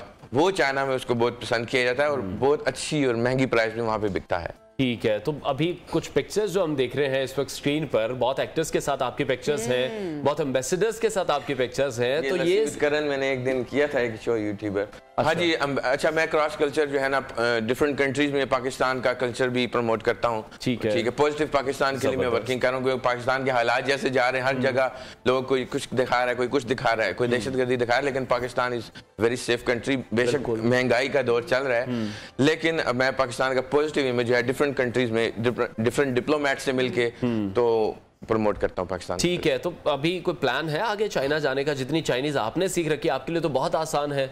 हाँ जी, मैं अभी रिसेंटली मेरा इंशाल्लाह इस साल मेरा प्लान है चाइना जाने का, और पाकिस्तान के लिए ही जाएंगे और पाकिस्तान के मैच को। करण जौहर से मुलाकात करने का भी करण जौहर से 2019 में था मुलाकात का, क्योंकि कोविड आ गया था उसके बाद फिर कोई हरकत नहीं, लेकिन मे भी फ्यूचर में हमारी कोई मुलाकात हो जाए तो ठीक है। तो इंडिया जाने का कोई प्लान, कोई वीजा अप्लाई किया हो? इंडियन से भी है मेरी अच्छी शायद तस्वीरें दिखाई हैं उन्होंने, लेकिन मैंने कहा था कि उन्होंने कहा कि कोई मसला नहीं, आप जब मर्जी इंडिया आए, लेकिन फिलहाल मेरा इंडिया जाने का कोई प्लान नहीं है। ठीक है, जब जरा हालात कुछ अच्छे हो जाते हैं तो इंशाल्लाह फिर इंडिया विजिट के। मैंने देखा PSL भी कर रहे हैं यहाँ पे। जी जी बिल्कुल बिल्कुल। कुछ लोग कहते हैं मेरी शक्ल उमर अकमल या कामरान अकमल से मिलती है।